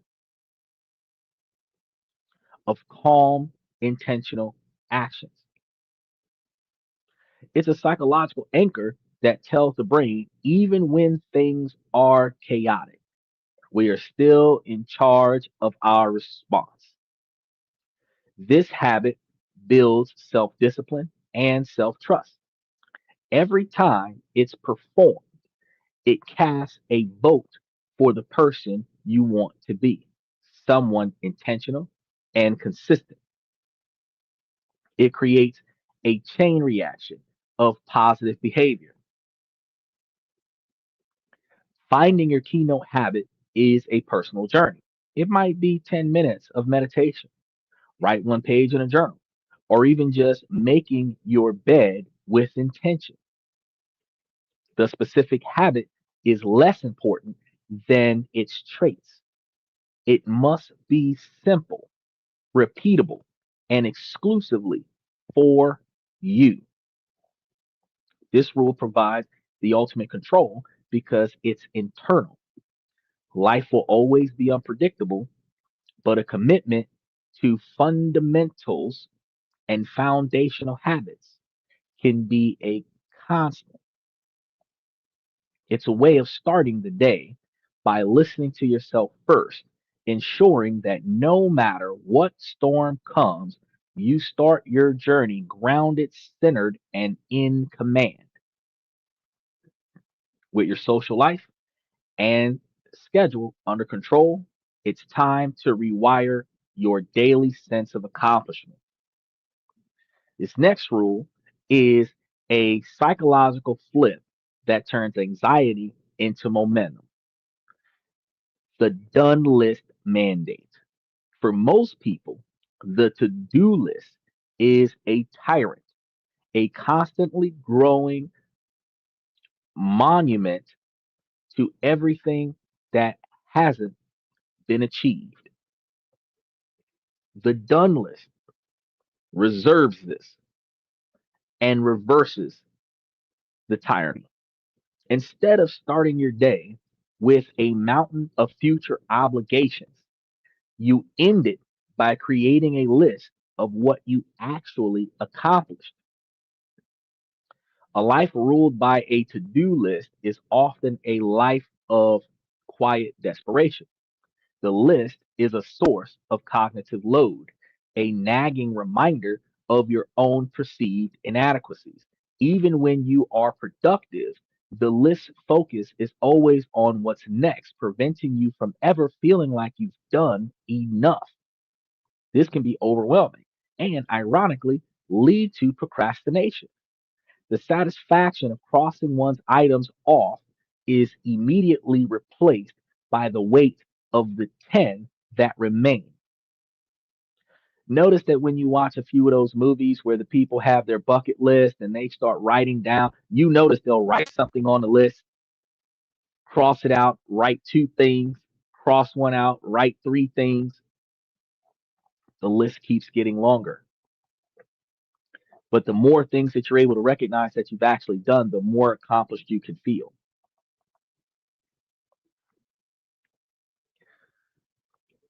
The done list mandate changes the entire feedback loop.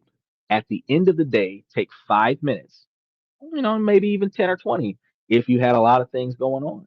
Write down everything that you completed, no matter how small it is. Answered 30 emails, finished the first draft of a proposal, did my podcast, called the plumber, took a 15-minute walk, walked the dog. Seeing this concrete evidence of your own productivity is incredibly motivating. This practice harnesses the power of dopamine. Our brains release this feel good chemical when we achieve goals, which is why you might be exhausted and drained going into when you guys have to go to school in the morning, when you have to go to college, when you have to go to work, when you have to go to the doctor's office, when you have to go to court, when you have to go see your probation officer. But when you're done with it, on your way back, you find that you got a shit ton of energy. Where'd that come from? The dopamine, that feel good chemical when you have achieved goals, creates a positive feedback loop that encourages more action to be done.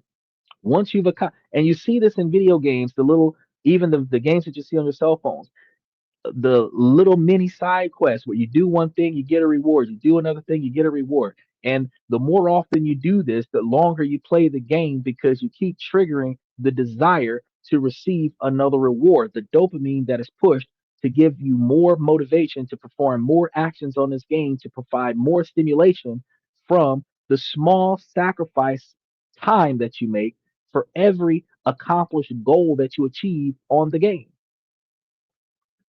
The tutorial itself is a reward.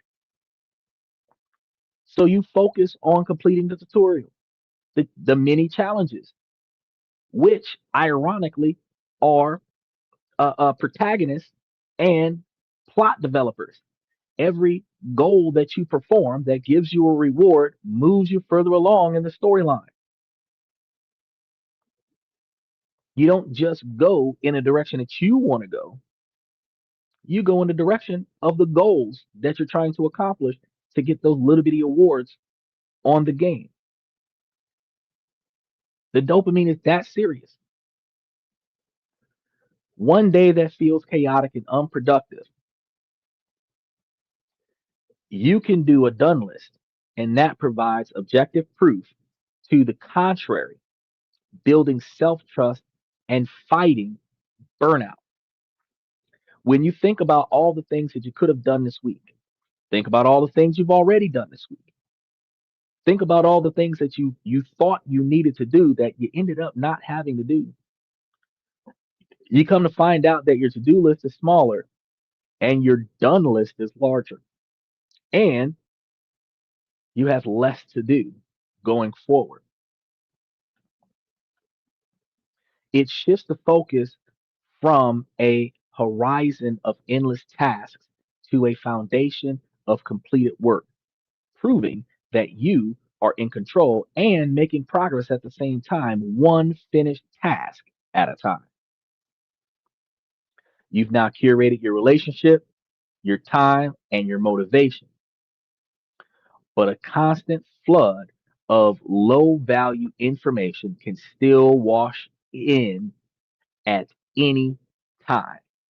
This brings us to the next and most intellectually demanding rule, the selective ignorance filter. Now, this goes a step beyond a simple digital detox. It is the conscious, continuous practice of choosing what information you will not consume in order to protect your focus and mental clarity. Now, ladies, I'm going to tell you right now, um, We had a lady on the show that was complaining about her man telling her not to listen to her supposed favorite soundtracks because they were bomb ass songs.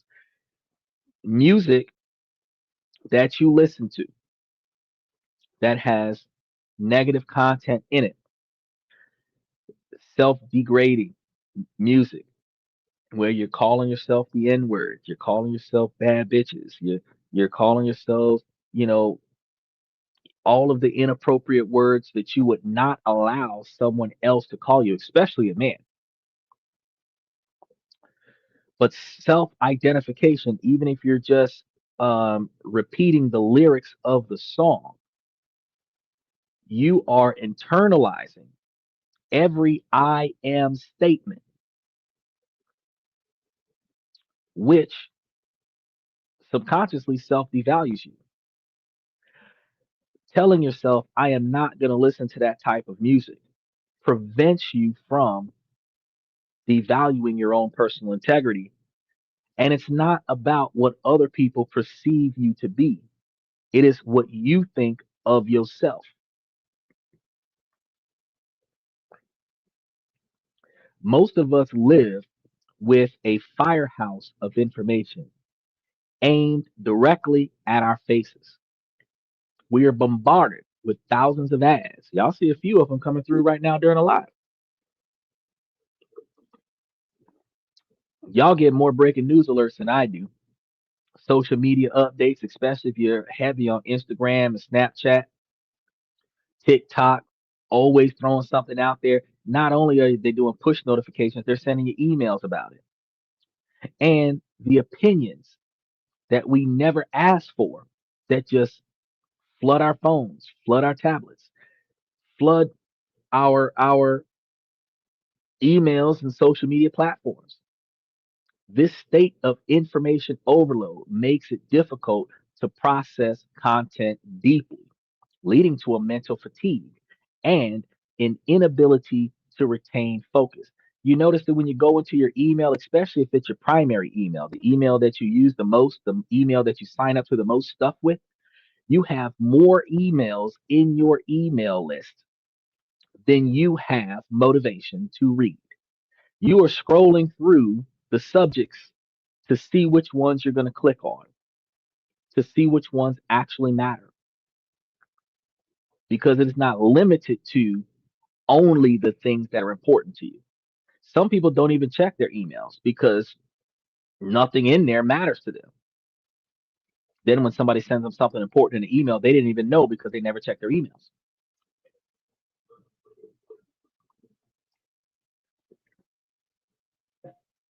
We mistake being informed with being inundated, and as a result, our cognitive performance suffers. We may feel we are keeping up, but in reality, we are just keeping our heads in a state of perpetual shallow distraction. Implementing a selective ignorance filter means creating an active information diet. First, identify what knowledge is essential for your work, your well being, and your core relationships with the people that matter to you. Everything else, celebrity gossip, political outrage cycles on social media, the Diddy trial, Epstein's list, Bad Girls Clubs, the uh, uh, uh, celebrity fights, TMZ scandals, all of the stuff that goes down in the lives of people who will never cross your path in person. Minute by minute stock market fluctuations is a candidate for active avoidance. Unsubscribe from junk emails. Mute accounts that only provide noise. Remove news apps from your phone and your computer.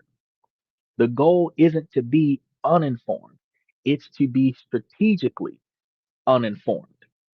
By intentionally ignoring what is irrelevant, you can create a vast reserve of mental energy and attention to pour into what truly matters.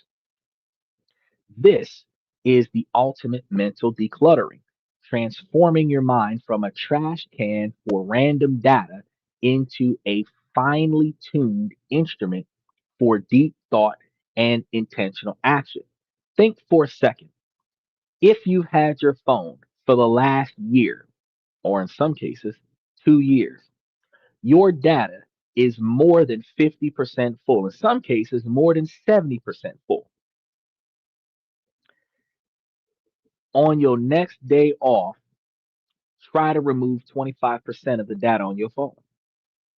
You will find that there is so much bullshit on your phone that you never look at, but for some reason you don't want to part with it, that it is taking up unnecessary data space on your phone.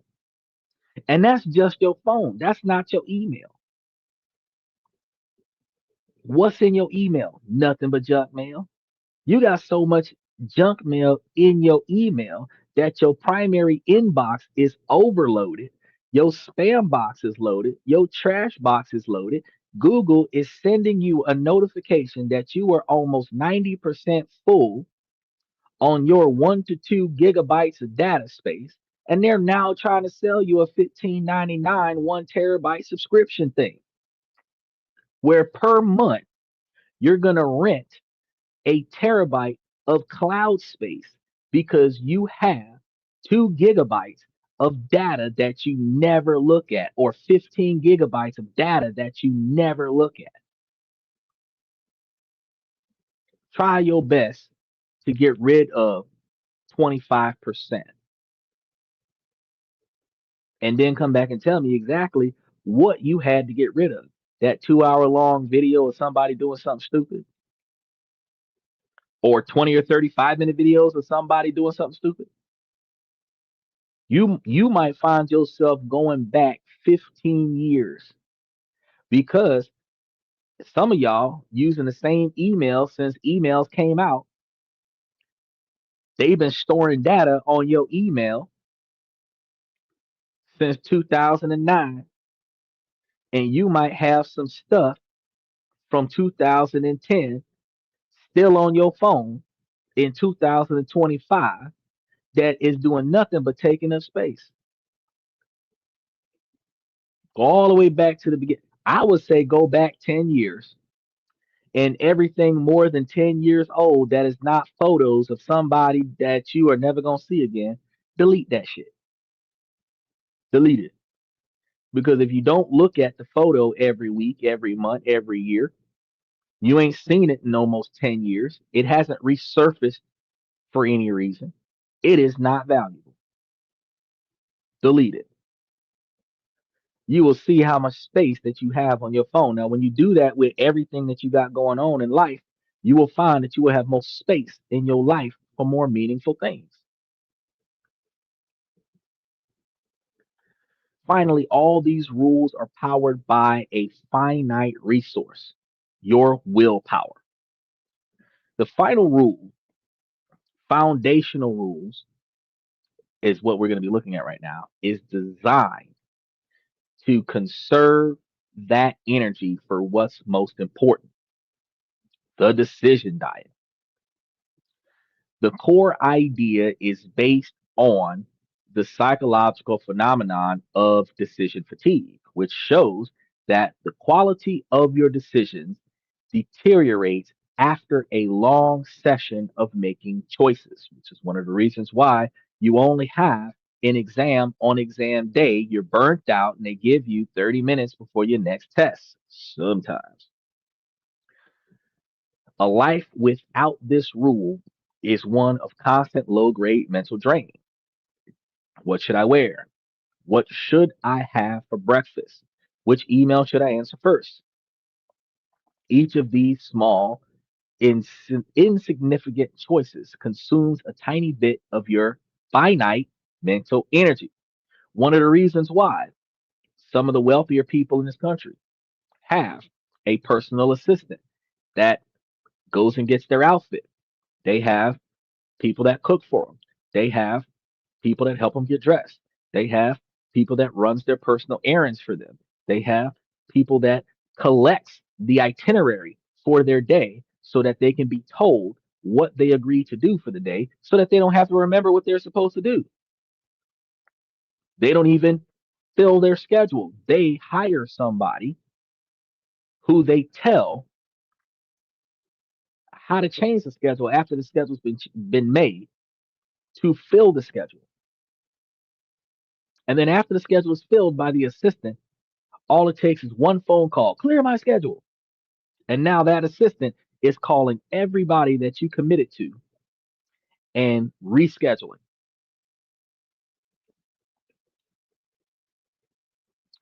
Like a phone with too many apps running in the background, your brain's battery drains faster, leaving you with less capacity for the big, important decisions of the day. This is why people are more prone to impulsive or poor choices in the evenings after a long day of making decisions. Putting yourself on a decision diet means automating or eliminating as many trivial choices as possible.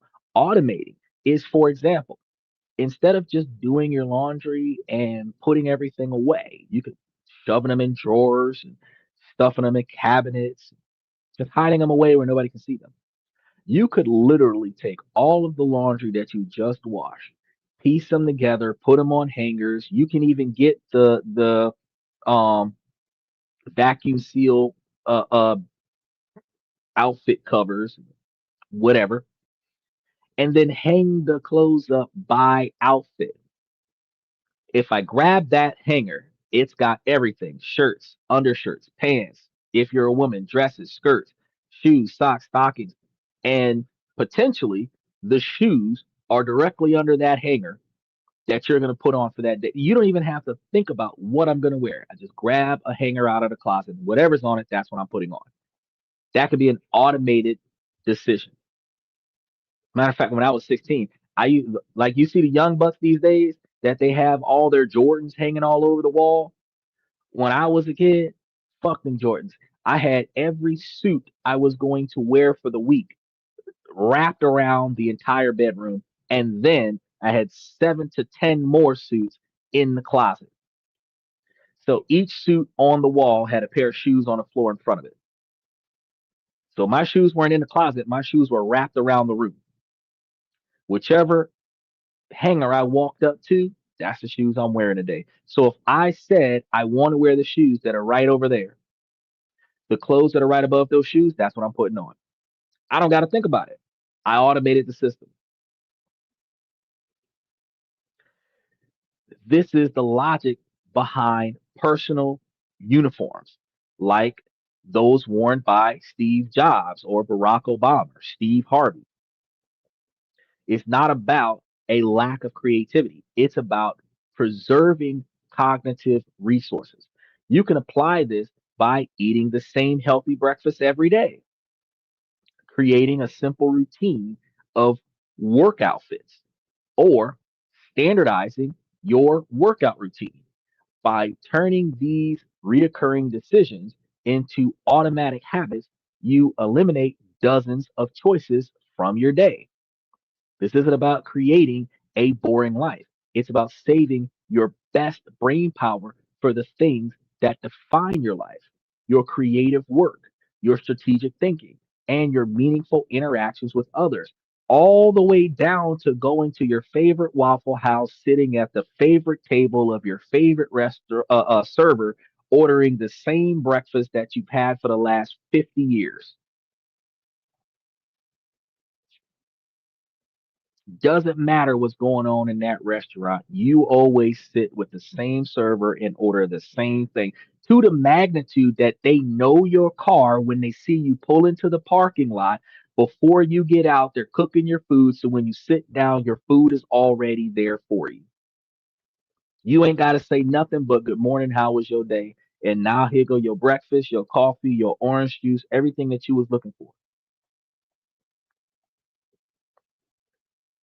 It builds a foundation of effortless efficiency, allowing you to operate at your peak when it truly counts. Now, think about this. If this is a type of routine life that you live, and then you took somebody who doesn't have the type of routine life with you to do a ride along, you would be showing up at the same place that you have breakfast with every day. Sit down, don't touch a menu, food just shows up.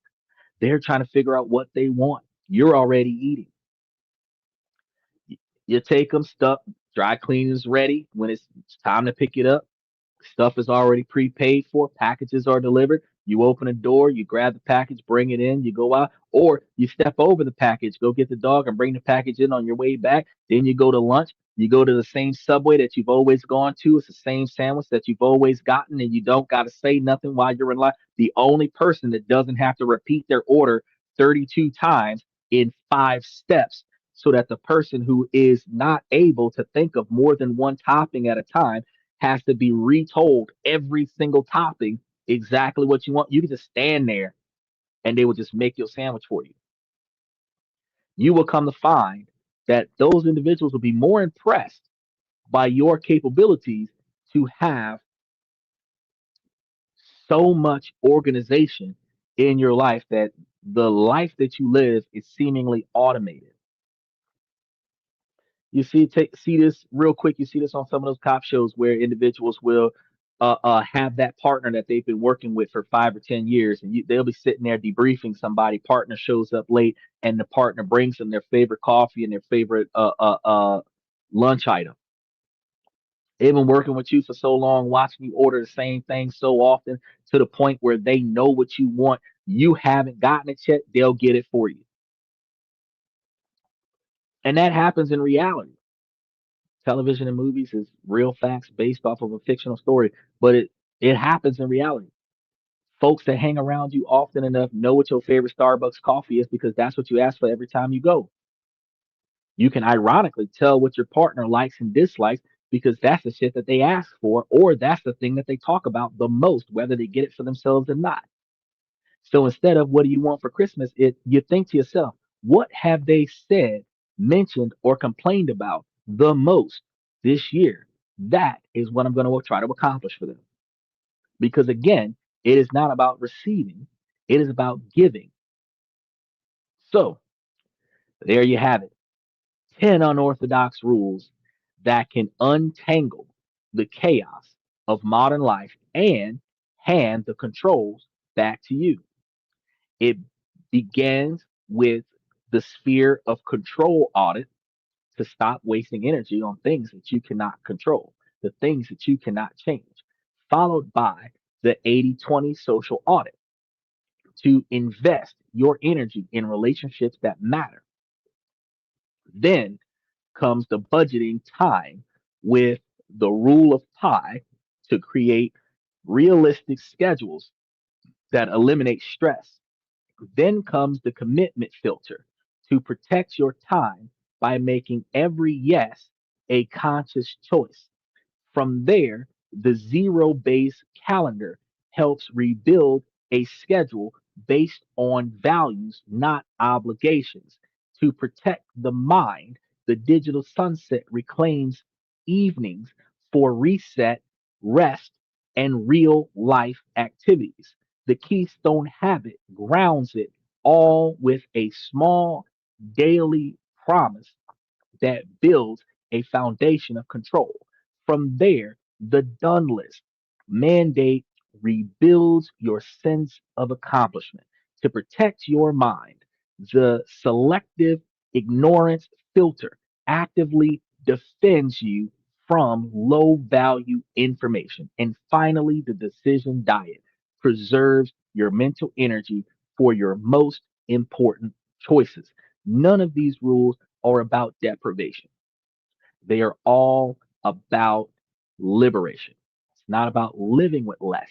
It's about living with more of what actually matters to you: more peace, more time, more focus, more joy. When integrated gradually, minimalism becomes not just a design choice, but a philosophy that nurtures happiness, self awareness, and balance.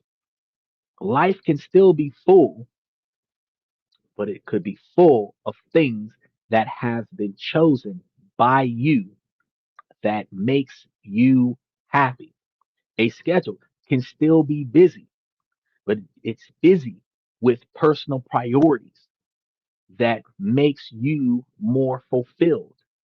Stress and uncomfortable events will still happen. These are things that are outside of our control, but they will no longer own you because the foundation is solid. It's the difference between being a passenger on a roadway,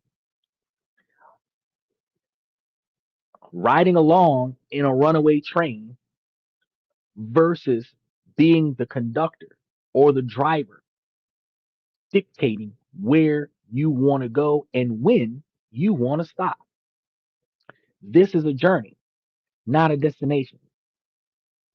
It's a continuous practice of auditing, filtering, and choosing, but it's some of the most rewarding work a person can do for themselves. And I want to ask you guys, which of the rules resonated with you the most? Is there one you feel you could start in your own life today? Let's know by putting it in the comment section.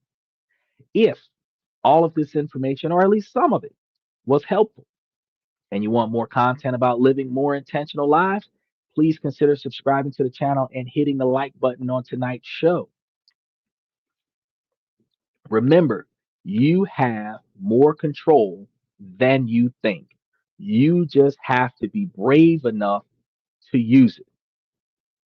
Now, I want to thank you guys for spending a lot of time with me tonight. I want to start by saying, ladies, as long as the situation doesn't make sense, I'm going to keep asking you, ladies, to make it make sense. So, ladies, please make it make sense. Fellas, I give you guys this information to help you become higher value men because when you are making proactive decisions to improve your life, you are making less catastrophic decisions that cost you unnecessary expenses. And by improving your personal life and reducing unnecessary expenses, you reduce the financial strain that forces you to put extra effort into your work life, pressuring you to enhance compensation from your work life, straining your employment relationship with your work life. And when you have less stress in your work life, you can focus on other ways to improve generating wealth. Having better wealth gives you the ability to have a more peaceful personal life. Being able to structure control over your personal life versus your work life gives you the ability to have peace in your personal life, where while they intertwine with one another, your work life balance does not have your work life overruling your personal life or a negative personal life compromising the stability of your work life. And ladies, this information is not exclusive to the men. You ladies can take all of the information I gave you today and utilize it to make yourselves higher value women. The choice is yours. You have to proactively put forth the effort it takes to make yourself successful. You have to put forth the time and energy that it takes for you to change the things in your life that you do not like, that you are able to be in control of. Setting non negotiable expectations for behavior to prevent individuals from making bad choices that negatively impacts your ability to succeed, your ability to maintain happiness, your ability to maintain peace.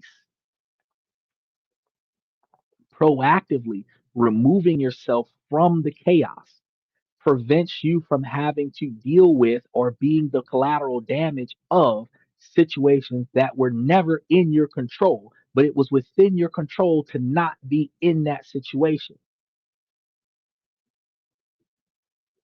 You do not have to be the collateral damage of somebody else's mistake if you are not there while they're consciously making bad choices.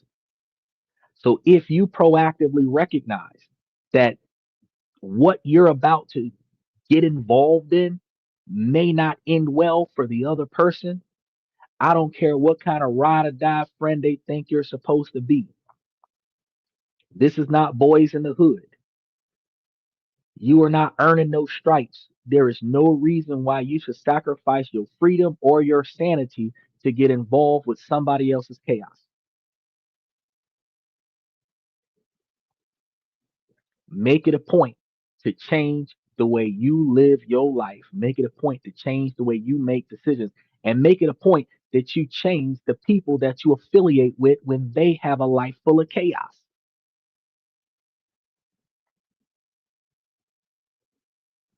Think about that for a second. Now, tomorrow, Saturday, we got a lot more stuff coming up for y'all. I really appreciate y'all for coming to tonight's show. But tomorrow, we got a whole lot more learning for y'all to do, personal development on Thursday, Friday, and Saturday. Tomorrow, Saturday.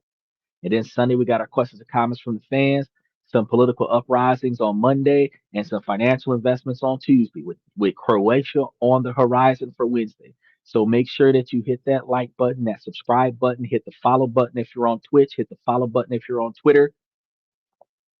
And whew, I want to thank you guys. I want to thank you guys for coming to this and that.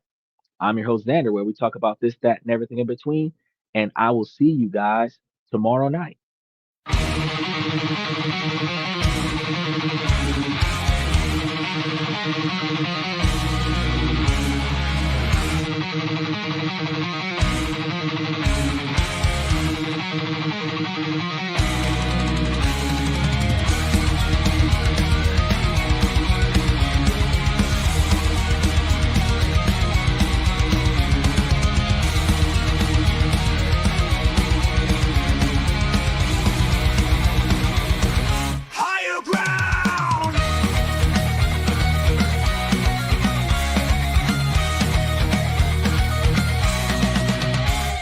Chase validation, now I validate myself. Building inner strength, putting doubt upon the shelf. No more unnecessary drama, no more wasted time. Climbing higher, constantly making my own climb.